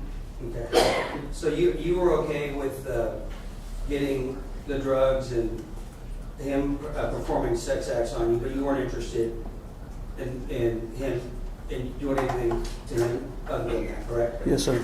Okay. So after you told him no, what happened next? Well, he did it again. So I hit him, Okay. and then Hit him with what? my hand, Okay. and then Right hand, left hand. right hand. Closed fist? Open fist? I'm pretty sure closed fist. Okay. What do you mean pretty sure? Because I'm not sure what I hit him with. All I know is that I hit him. And that's Did just you hit him? Okay, and what happened after that? And then I told him, well, I don't want to be a part of this anymore. I'm done. I'm leaving. And then I hear footsteps come behind me, and I turn around, and then the knife was coming down on me, so I stop it. And Okay. And what happened after that? then I grab the knife, and then I pull it. He's not letting go, so I put my wrist, like I'm grabbing his wrist, and my elbows on his shoulder, so I have full control. And I'm trying to pull it out of his hand, and he won't let go. And he's just screaming at me. He's yelling obscenities. He's yelling a whole bunch of things. I'm trying to get it out, and he just won't let it go. And he's putting up a fight. So I don't know. I just take it out, and then I take it out of his hand, and I lose it because I just feel like I'm very in that situation. All I feel is that I'm gonna die. That's what I'm thinking because he just attacked me, and then he's yelling at me. Like I don't have no time to think. I don't have no time to react to any way. I don't know how to feel. Okay. Do you know how many times you stabbed him? I don't even remember, to be honest. Okay. But at some point in time, it ends, correct? Yes, sir. Okay. So let's talk about afterwards. Okay. Did you ever go and change clothes? Were you wearing the same I was clothes? wearing the same clothes. Okay. And did you go wash your hands? Did you do anything like that? Not that I remember. I don't remember. Okay. But so let's talk about Mr. Olivarez's car. Okay. Okay. So you drove off in his car, right? Yes, sir. Why'd you do that? Because I'm pretty sure I just needed to get away. Okay. Were you kind of panicked at the time Of course. about what had happened? Of course. Had you ever been involved in a fight or anything else like that? I've never been in a fight in my life, like an actual fight. I've never been in a fight in my life. Okay. So what did you do with the car? Next day I parked it outside my apartment. What do you mean the next day? It was parked outside my apartment. Okay, so you drove over to your mom's Yeah, apartment, right? I'm pretty sure because it's there. So obviously I drove it there. Okay, and then you went upstairs and went to bed? Yes, sir. Okay, and so tell us about the next day. Well, I wake up and honestly I don't feel like it's real. Like it's not something that feels like real. Like it's not something I would do. And I go outside, make sure it isn't real, and the car's right there.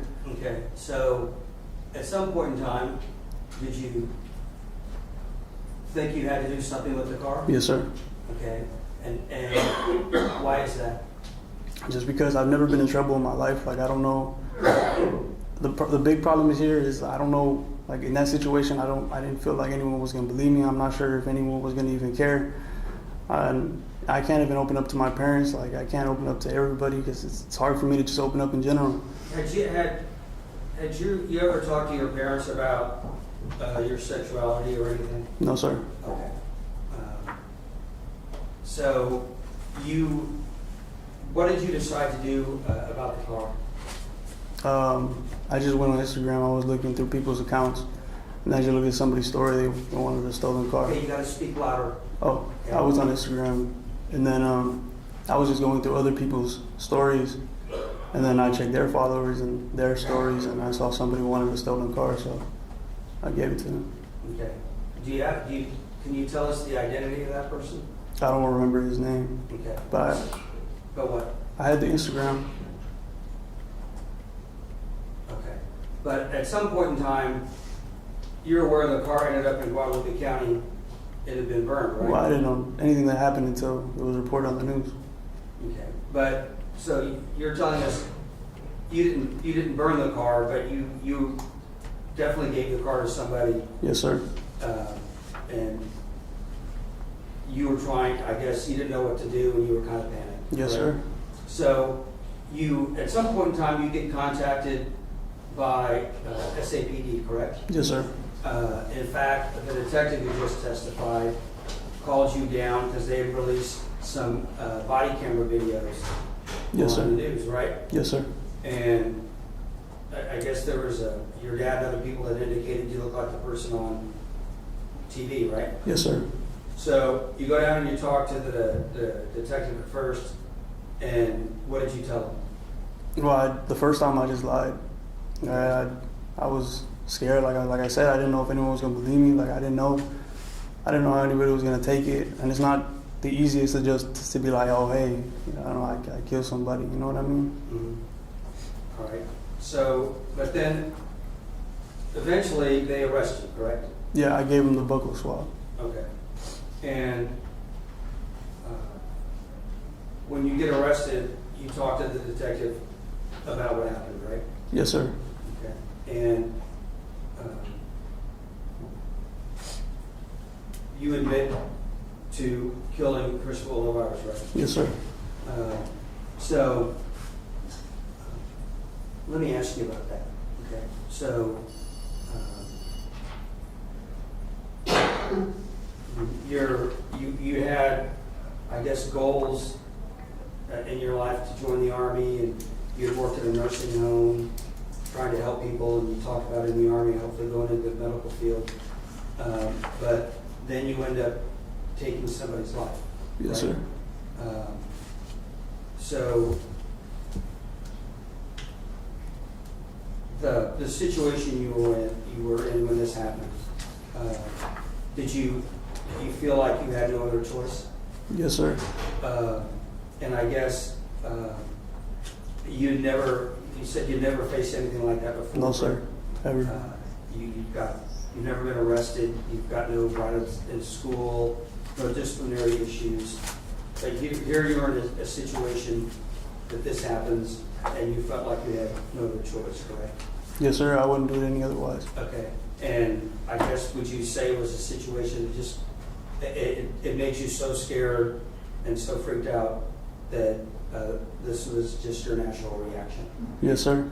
Okay.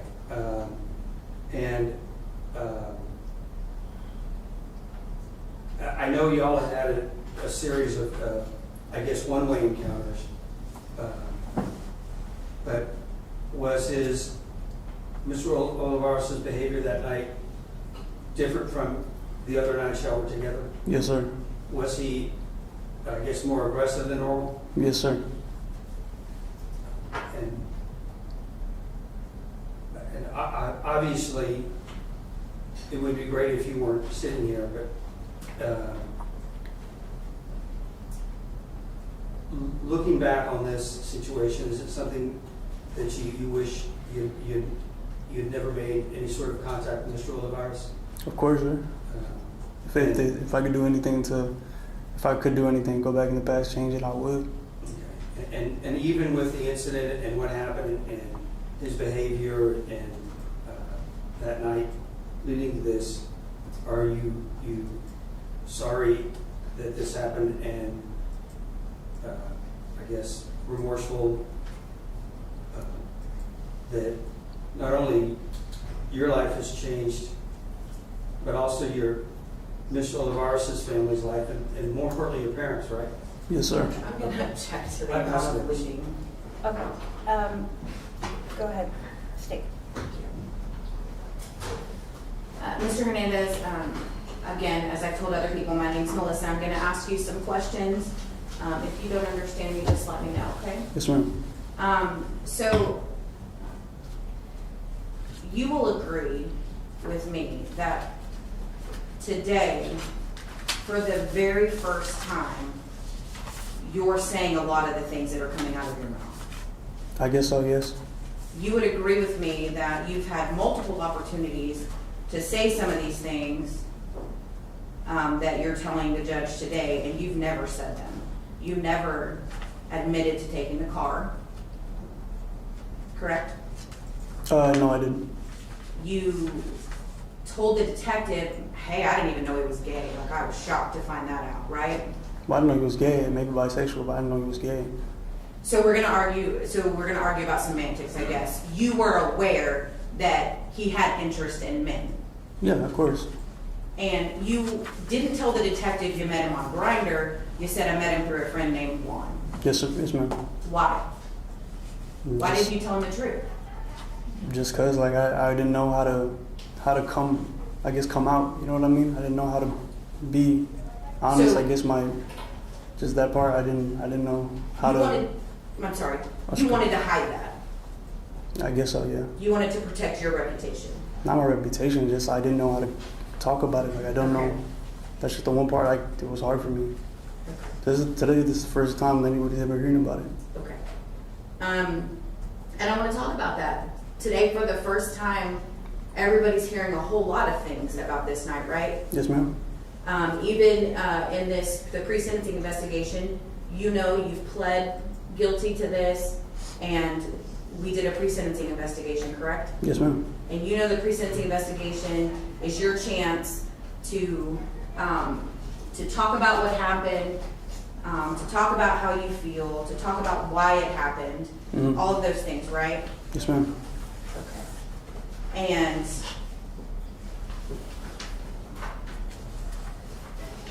with regard to the instant offense,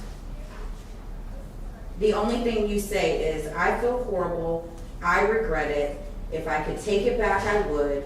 Please understand with all due respect. Yeah, that's the only thing I was asked about. How I feel. Were you never asked about how this offense happened? You weren't asked about Not in the PSI. what No. you did. They didn't ask you anything about it. No, they were just asking me about what I had that night or how I was in the past. So if you feel, so what, I guess for me, just to clear it up for me, what exactly are you accusing Mr. Olivarez of having done to you? Well, sexually assaulting me and then trying to kill me. Okay, and so if that's the case, if he was trying to sexually assault you and he was trying to kill you, why did you plead guilty to murdering him? Honestly, I don't understand how a lot of this works, so I don't know how to go about this whole thing. This is my first time being in trouble in general. I don't know. Do you understand the general concept of self-defense? Yes.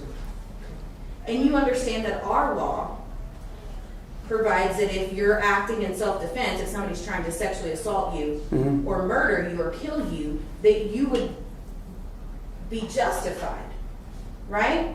Yeah, but there's a lot of cases where it doesn't work out for some even innocent people because people just don't believe them. So you're telling the judge today that you're innocent? I mean, I obviously did what I did, but I feel heavy about that. You know what I mean? Like, I don't know how to word it properly, but I never wanted to do what I did, but that's So the why way did you everything do goes. what you did? Because he pressured me. I had to do, he's trying to kill me and I'm trying to take the knife out of his hand. What would you do in a situation like that, respectfully? So you were able to, at some point, allegedly get this knife out of his hand, right? Yes, ma'am. Okay, so at that point, was the threat done? He No. was no longer armed and you had a knife. Yeah, but he's cussing at me. He's going to tell me he's going to kill me, all this stuff. What am I supposed to do? Why didn't you walk out the front door? He's gonna try to kill me again. If somebody tells you they're gonna kill you and they're acting the way they acted and they already tried to do it once, what makes you think they won't go back and get another one and try to do it again? Okay, so you didn't think, you said you lived 5 or 6 streets away. Yes, ma'am. You didn't think you could get home. I don't know what I was thinking in that sense. It's just all I knew is I was just trying to defend myself. I needed to get out of there. And you needed to steal his car to get 5 or 6 streets away. I'm not sure what I was thinking, ma'am. I know I needed to get out of there. Well, to be fair, today's the first time that you're admitting to taking the car, right? You lied to the detective when he asked you point blank about the car, Okay. right? You said you didn't know. Oh, I said I didn't know what happened to the car. Because I didn't know like what happened after the fact, after I gave it away. I Okay, didn't know. so again, we're gonna argue semantics. You didn't know what happened to the car, but you know you took his car. Yeah, I took his car. Okay, and you will agree with me that when you're talking to Detective Espinoza, that you only give him the details that don't make you look bad, right? It's, oh, he came on to me, and the only thing, right, you don't tell him anything that you did, right? Because you couldn't recall. Well, I don't remember exactly what happened. And it's a whole situation. Like I don't remember what happened in the middle. I don't know what happened during. I don't remember a lot of it. But you remember everything that Christopher did, right? You remember that Christopher grabbed your crotch. You remember that Christopher was trying to pull your pants down. You remember that Christopher had a knife. Yes. You can remember that you cut yourself trying to get that knife away from him, not stabbing him, and your hand slipped on the knife, right? That's not what happened. No, it's in the point where you're fighting back. You're not gonna like. It's fear. It's anger. It's a lot of things mixed up inside. So how am I supposed to? If I'm not feeling those things before, how am I supposed to feel those things in that situation before anything happens? When you walked out of that house, did you know that you had stabbed him? I don't even remember walking out the house, man. Honestly. So you remember everything except what you did. Well, I did what I did. That's what I'm saying. What did you do? I fought back. I did what I had to, and I'm sorry for it, but I fought back. Okay, so you fought back after you disarmed him. He no longer has a weapon, right? According to you. And then you proceed to stab him 25 times. You're just not thinking, man.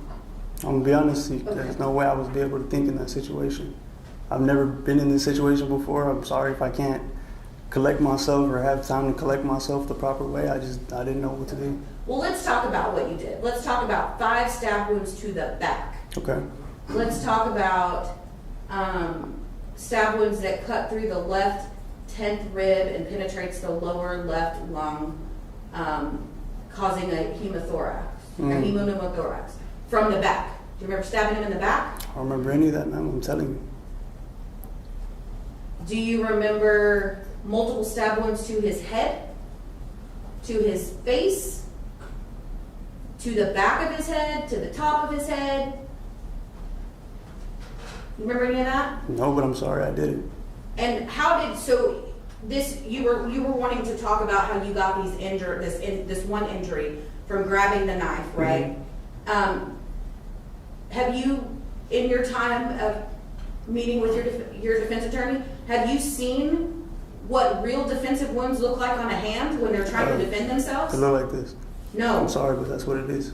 Did you see what Chris's hands look like? Okay, but that's a whole different So situation. my question is, did you see what his hands looked like? No, I didn't see it, but I'm pretty sure it was bad. Okay.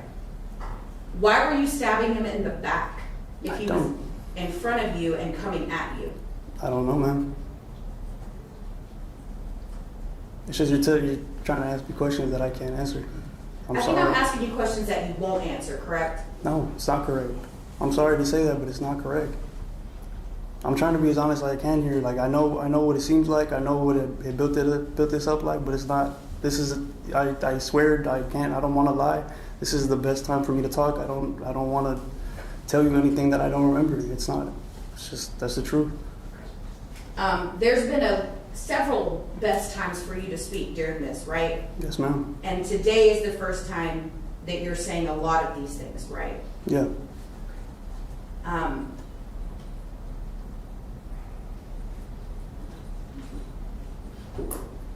Why did you walk out of the house and not call for help for him? I don't know. I honestly don't. All I know is that they got my phone records and they see me calling my brother and they see me calling my mom. So you could think enough to call people for help for you, but you couldn't think enough to call for people for help for the man you had just stabbed 25 It's just you're not thinking about that stuff in the moment. Okay? Because you're thinking about yourself, right? Well, I just almost got killed. I almost got killed myself. So I fought back. I'm not thinking, nobody's thinking except you got to survive. You got to get out of there. Okay. So you were asked questions about how Mr. Olivarez was dressed. Yes, Remember ma'am. that? And you remember telling Detective Espinoza you didn't know what he was wearing. Yeah, I don't remember what he was wearing. Do you also remember telling Detective Espinoza that you were hanging out with him for a long time that day, more than an hour, I think, that you told your defense Well, attorney? it probably was more than an hour, right? I'm not sure about the specific times. Okay. Do you recall you told your attorney that you smoked 1 blunt? Yeah. You remember telling the detective you smoked 3 to 4? Well, it was somewhere in between. I don't know exactly how many blunts. So somewhere between 1 and 4 is the truth. I honestly don't remember. I just remember us smoking. We definitely smoked. You can check the cameras. Do you remember telling him that you had to go to the kitchen to get a drink of water to sober up? No, I asked. No, do you Oh. remember telling the detective that you were trying to get a drink of water so that you could sober up? I guess so.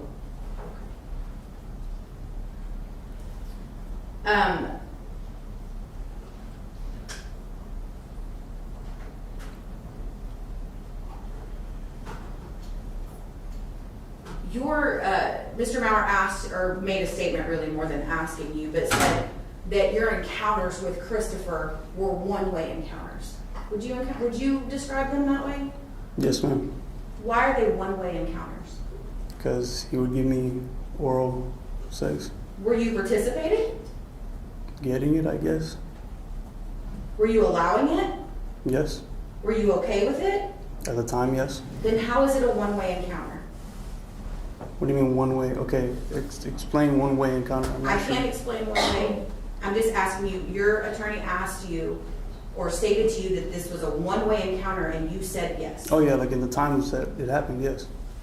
But it doesn't make it right for that last day, and I say no. You know what I mean? Right, but all of the other encounters that which is what he was talking about at the time, those weren't one-way encounters. You were there willingly.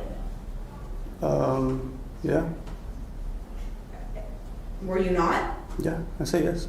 Okay. And you remember telling the detective you had no idea that he was gay, or that you want to argue semantics, that he was bisexual, whatever, but you met him on Grindr. Yeah. Would you consider Grindr to be a dating app or a hookup app? Probably both. I don't know. You said you're also on Tinder. Is that a dating app where you want a long-term relationship, or is that a hookup app? App? Could be used as either. And Bumble, more known as That one's definitely a dating app. a dating app I'd as say. opposed to a hookup app. Yeah. Okay. But you admit that the first day that you go to meet Chris, your intention was smoke weed and have a sexual encounter. Yes.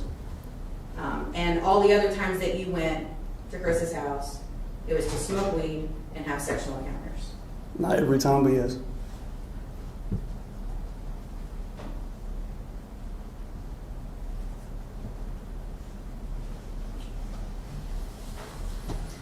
And so you're also asking the judge to believe that as far as the car goes, that you found somebody on Instagram to give it to. Yes, ma'am. And then they just take this Lexus and drive it to Seguin and set it on fire. Yes, ma'am. Okay.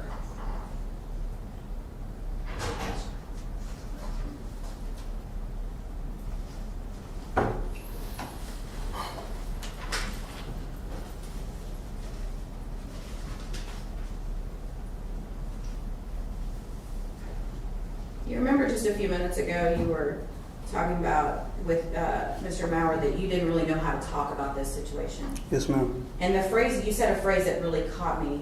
You said, I mean, who's going to say, oh, hey, I killed someone? Do you remember saying that?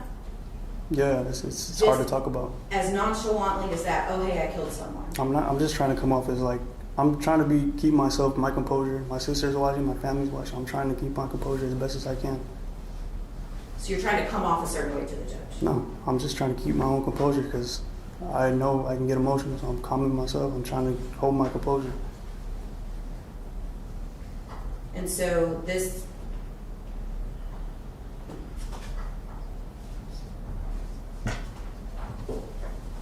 Pass the witness, Judge.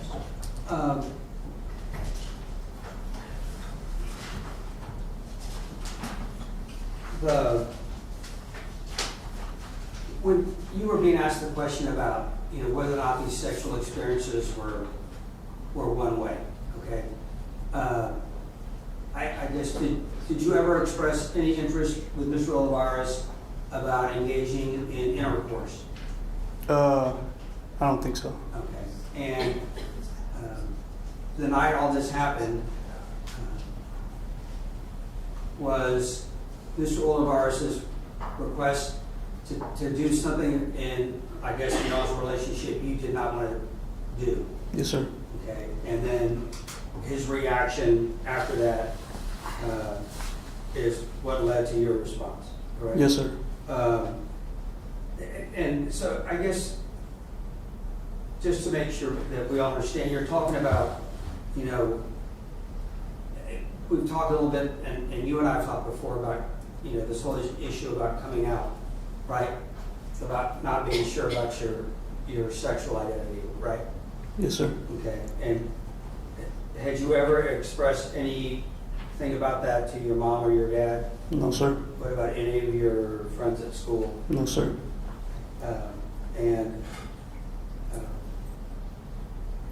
We've talked about the fact that you told a series of different versions of events as far as when you first got contacted about not being there and everything else. But I guess the ultimate question is what you're telling us now. What happened that night? I'm trying to be. What? I'm trying my best to. No, that wasn't my question. Is what you're telling us now? What happened? Oh yes, of course. Okay. Because I think ultimately, you were asked a question about your statement to probation, right? Yes, sir. About you feel horrible and you regret it. Of course. Okay. And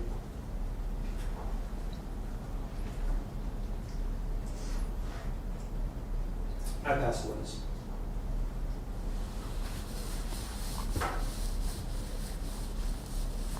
No questions, Judge. Mr. Hernandez, where did you say that you stabbed, that the stabbing occurred in the house? So the kitchen's right here, and then the living room's like right here, or not the living room, but the dining room. So it was like right here, right in between where this, like, how to explain what it is, like a little half wall. Okay. Yes, ma'am. And was it only in that room, or did it travel? I'll be 100% honest, I don't remember, ma'am.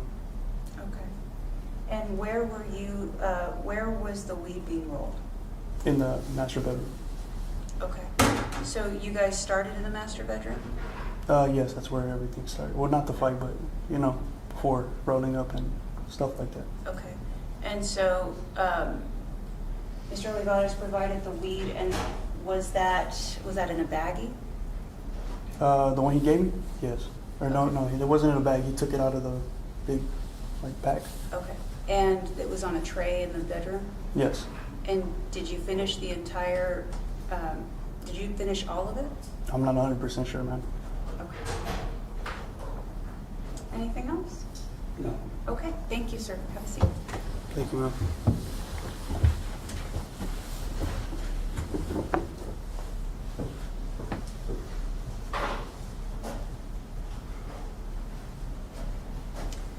Mr. Maurer? Judge, defense rest. Okay, state? Stay rest. Okay. And Mr. Maurer, you rest and close? Yes, Judge. Okay, I'll go ahead and take argument. State?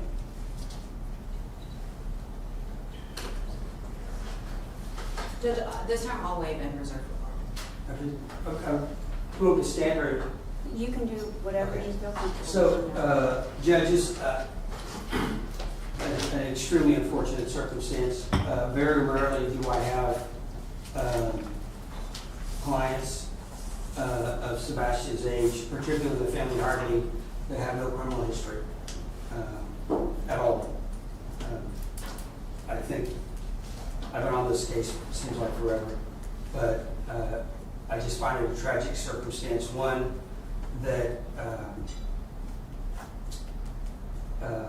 I think, he had an opportunity in different circumstances to have a successful life. Obviously, he wanted to work in the medical field like his dad. Obviously, this night has changed a lot of families' lives forever. Obviously, the concern I have, what I want the court to note, is Sebastian talked about the situation as far as the relationship between him and the complainant. I do find it rather strange and disturbing that a 4-year-old man is engaged in a relationship with an 18 or 19-year-old boy. Either whether he's picked him up on Grindr or not, and based upon the detective's testimony and the buccal swabs, Sebastian was one of many that was in a similar circumstance. So I think this could have been practically anybody that could have been in this situation. Obviously, the plea bargain we arrived at was based upon, I think, the thought process from both sides and what we were dealing with, and the state was helpful throughout the process of us trying to track down witnesses that we thought would have been beneficial to help resolve the situation. And I know Melissa was not involved in this case originally, but my client has provided testimony about the situation that night as far as what happened, the behavior of the complainant. We've heard testimony from the medical examiner about, she says, minor amount of meth in his system, and the complainant's system about meth, psychosis, about induced hallucinations, and from extended fatigue on meth binges. Obviously, through all the video camera, the court has access to all the videos that were there that night. There's video of the complainant after the stabbing sitting on his porch. And there's, videos of other people throughout the day coming to the complainant's house. We've heard testimony about the safe with the guns and the drugs in it. So, obviously, I guess we have the whole term from law school about latches and clean hands. But I just want to point out to the court is we have a situation here where we have a 19-year-old. I guess in the eyes of the law, he's a man, but at the time I would describe him as being a boy who has been drawn into a relationship with a 40-year-old man who I believe is engaged in sketchy behavior. And I think there's evidence that night that my client has provided concerning the complainant's actions towards him that led to my client, panicking based upon the complainant's behavior with the knife and grabbing his crotch. Obviously, there may have been some sort of, I would almost describe it as prostitution on my client's behalf, where he was essentially selling himself for drugs. But obviously, there was a point at which he felt he couldn't or didn't want to take it any further, and that led to this. Now, obviously, it's a tragic situation. I think the evidence he's provided, I think, does raise the issue of sudden passion. But I would ask the court, no matter what the court finds on the sudden passion argument, to consider my client's complete lack of any sort of criminal history at that age. Nothing ever in his history indicating any sort of violent behavior or anything else up until this relationship with this 40-year-old man. The disparity in experience, I find it very disturbing. It's a situation I think most parents would be horrified to see their children in. So I would ask the court to, one, find that there was sudden passion. But even if the court does not find that, I would ask the court to assess a sentence of 15 years. I think it's appropriate under the circumstances. My client is very remorseful, and that would give him an opportunity to One, show his remorse by serving his sentence successfully, participating in programs, and still giving him an opportunity to get out and try to make right for his actions that night. State. Thank you, Judge. Judge, I just want to first start by addressing the issue of sudden passion, as that is kind of part of the agreement that we were open on that. And as the court is well aware, it's well settled in case law that ordinary anger is not adequate. It's not an adequate cause to support a finding of sudden passion. There's case law that even mentions individuals being engaged in homosexual acts and then something happening and murder occurring. And even there, the court has said that that's not enough. What is happening here today is very unfortunate, I agree. What's happening here today is character assassination of a victim that is not here to defend himself, that's not here to tell what actually happened. And we have no way of knowing if what Sebastian is trying to tell you today is the actual truth. Because we've heard, first of all, I was never there, it wasn't me, well, I was there that one time, but all these ones with me walking around, that's not me. No, I didn't take the car, I don't know what happened to it. And even on the stand today, Judge, he's still trying to argue semantics. Whenever I said, you told the detective that you didn't know that Chris was gay, and he was like, well, I still don't know if he's gay, maybe he's homosexual. I mean, he's just arguing semantics. Yes, he's just arguing semantics. And then when he's talking about the vehicle, the Lexus, saying, when I asked him, why did you tell the detective that you don't remember taking the vehicle or you don't know what happened to the vehicle? And again, he argued with me, well, I don't know what happened, until someone told me, because I just contacted this random person on Instagram that wanted the vehicle just to drive it to Seguin and burn it. Judge, he's still not being forthcoming with the court. Everything that he set up there and talked about was why this was Chris's fault. That if in fact those statements were true, that Chris was trying to sexually assault him, or that this was self-defense because Chris is coming after him, what he argued to the court is self-defense. And we're past that because he's already taken a plea on murder.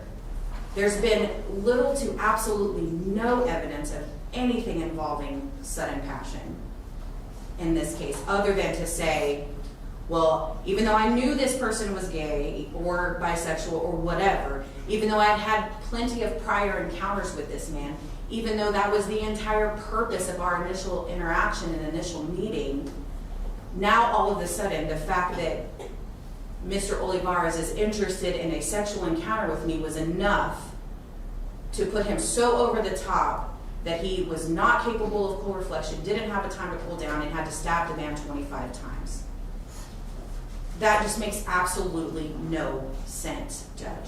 And additionally, even if the court is to believe that at some point Chris had a knife, he tells the court that I took it away from him, so now he's the armed one. And the only injury that he supposedly sustained is an injury from trying to grab the knife. So there's no assaultive behavior on the part of Chris at all. And then if you look at the autopsy and the findings that are in there, Judge, he's stabbed multiple times in the back, in the head. These are not defensive stabbings. These are stabbings of someone, in my estimation, a young man. I would not call a 19-year-old a boy. He's not a boy. He's a man. These are the actions, for whatever reason. He's still not told you why he did what he did. We don't know. But what we do know is he's not showing remorse. He's not taking responsibility. He's still saying that this is Chris's fault. The only time that he even remotely said that he was sorry was when his defense attorney was saying, "You're sorry, right?" And he said, "Yes." "You feel bad, right?" And he said, "Yes." "You wish you could change this, right?" And he said, "Yes." He didn't say those words, his defense attorney said those words. As far as sudden passion goes, there's just not anywhere near enough evidence for you to even consider a finding of sudden passion at this point, Judge. And based on the brutality of this attack, based on the fact that he stabbed this man 25 times, the fact that he left him to die, and instead of calling for help, he calls his mom or his brother, the fact that there is video, and you have it before you, where this man is stumbling across out of his house, trying to get help, and he dies in a neighbor's front yard with no clothes on the bottom half of his body. With still no explanation for that from the defendant either, because he doesn't admit that if there was or was not a sexual encounter between the two of those. We can speculate. You heard the detective tell you he didn't appear to have blood all over his clothes. So we can speculate as to the nature of their clothing when this happened. Possibly this was a case of, not to be rude or crass, but possibly it was a case of buyer's remorse on the part of Sebastian, and that's not sudden passion. That's not okay. We cannot, and I'm sorry that Mr. Maurer is disturbed by a 40-year-old man and a 19-year-old man. Just because Mr. Maurer finds it disturbing or suspicious, that says more about Mr. Maurer than it says about what happened in this case. He was well aware, Sebastian was well aware of who Christopher was. He had hung out with him, in his estimation, 6 to 7 times prior to this. So I don't believe even now, on the 4th or 5th response that we've gotten from Sebastian about what happened that night, we still don't know what happened, because he doesn't want to talk about what he did. He can't remember. Even though when he says he can't remember taking a car, we know he remembers taking the car. So Judge, at this point, based on all of the evidence that you have in front of you, the fact that sudden passion should not even be remotely a consideration, we are asking that you follow the plea agreement and sentence him to the maximum under that plea agreement, which is 32 years, because that's what's just in this case. Having considered the stipulated evidence, the PSI, and the witnesses provided by defense and the arguments of both sides, I will note that the court did pay particular attention to the physical evidence that was provided in the stipulated paperwork. The diagram of the house, the pictures of the scene, the collection of blood and DNA and where that was found, and in comparison to the testimony of Mr. Hernandez, used it to judge the credibility of Mr. Hernandez's testimony. In doing so, as to the immediate influence of sudden passion, the court is going to find that Sebastian Hernandez did not cause the death of Christopher Olivarez under the immediate influence of sudden passion arising from adequate cause. As to the sentence of Mr. Hernandez, having considered everything, including the evidence and the witnesses, the court is going to sentence Mr. Hernandez to 32 years in the Texas Department of Institutional Division, a $2,000 fine, an affirmative finding under 42A.054, credit for time served, time and money to run concurrent. Restitution in the amount of $6,500 to the Crime Victims Fund, and no contact with the family of Christopher Olivarez. And Mr. Olivarez, Mr. Hernandez, I did follow your agreement. You do not have permission to appeal my decision, and I will sign accordingly. And is there victim impact? There is. Okay, we will recess the record. I'm going to remand Mr. Hernandez into the custody of the Bexar County Sheriff's Office, and we will reconfigure the court for victim impact.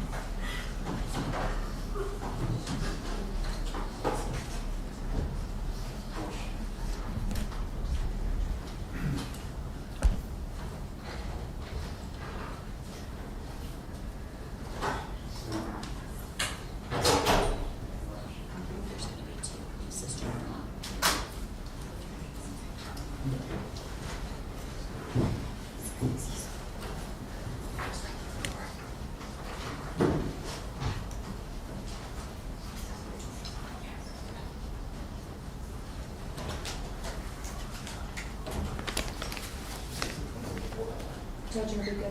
Yes.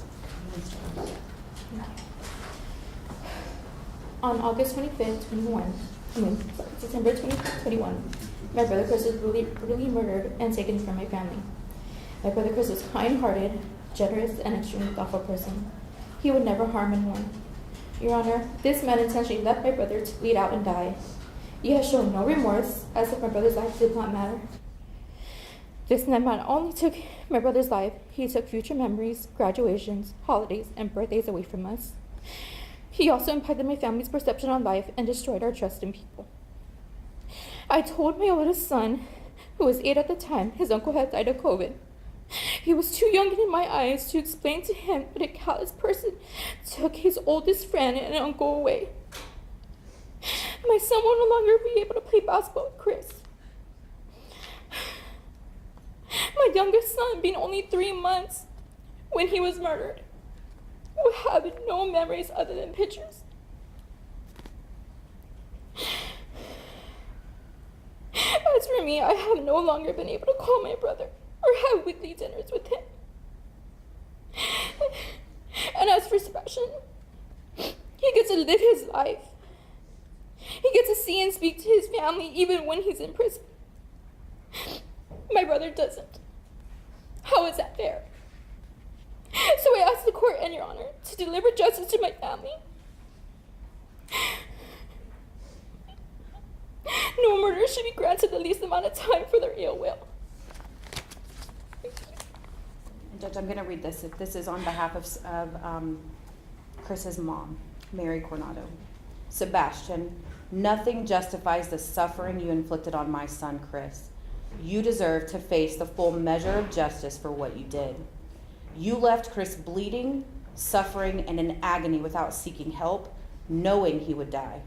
You walked away as if his life meant nothing, as if he meant nothing. You even used your phone as you left his home, but made no attempt to call 911, no attempt to help him. You didn't just take his life. You stole his dignity, his sense of security, and his future. You stole his car and then burned it, as if you could erase what you did. But that could never be erased. You left him to die alone in his own home, a place where he should have been safe. Chris was full of life, dreams, and love. He was my son, my pride, my heart. You didn't just harm him, you brutalized him in a way no human being should ever endure. And then you harmed his dog, Rocky, too, a loyal companion who died a week later. Every day, I wake up hoping it was all a nightmare, but it never is. I live with the image of my son covered in blood, fighting for his life while you walked away. I live with this pain and heartbreak every single day, knowing his last moments were filled with terror and suffering. You took away a son, a brother, a friend. You caused unimaginable pain, and your actions destroyed our family's lives. How can you ask for a lighter sentence by claiming sudden passion? There was no passion in your actions, only cruelty, brutality, and a disregard for life. Chris's blood is on your hands, and nothing will ever wash it away. You didn't just kill Chris, you took a part of all of us who loved him so deeply. You deserve to face the full punishment this court can give you. I want you to live with the weight of my son's death, to be reminded every day of the cruelty that you showed. I want you to see Chris's face every time you close your eyes and hear his cries for help that you ignored. I want this guilt to stay with you every day, just as our grief will stay with us. You stole my son, and no punishment can ever make up for what you did. I want you to understand the pain, the regret, and the fear you caused Chris in his final moments. I want you to live with that burden every day, knowing you will never be free from what you did to him. There is no redemption for what you've done. No excuse can change the fact that you took Chris's life and left us all with a permanent wound that will never heal.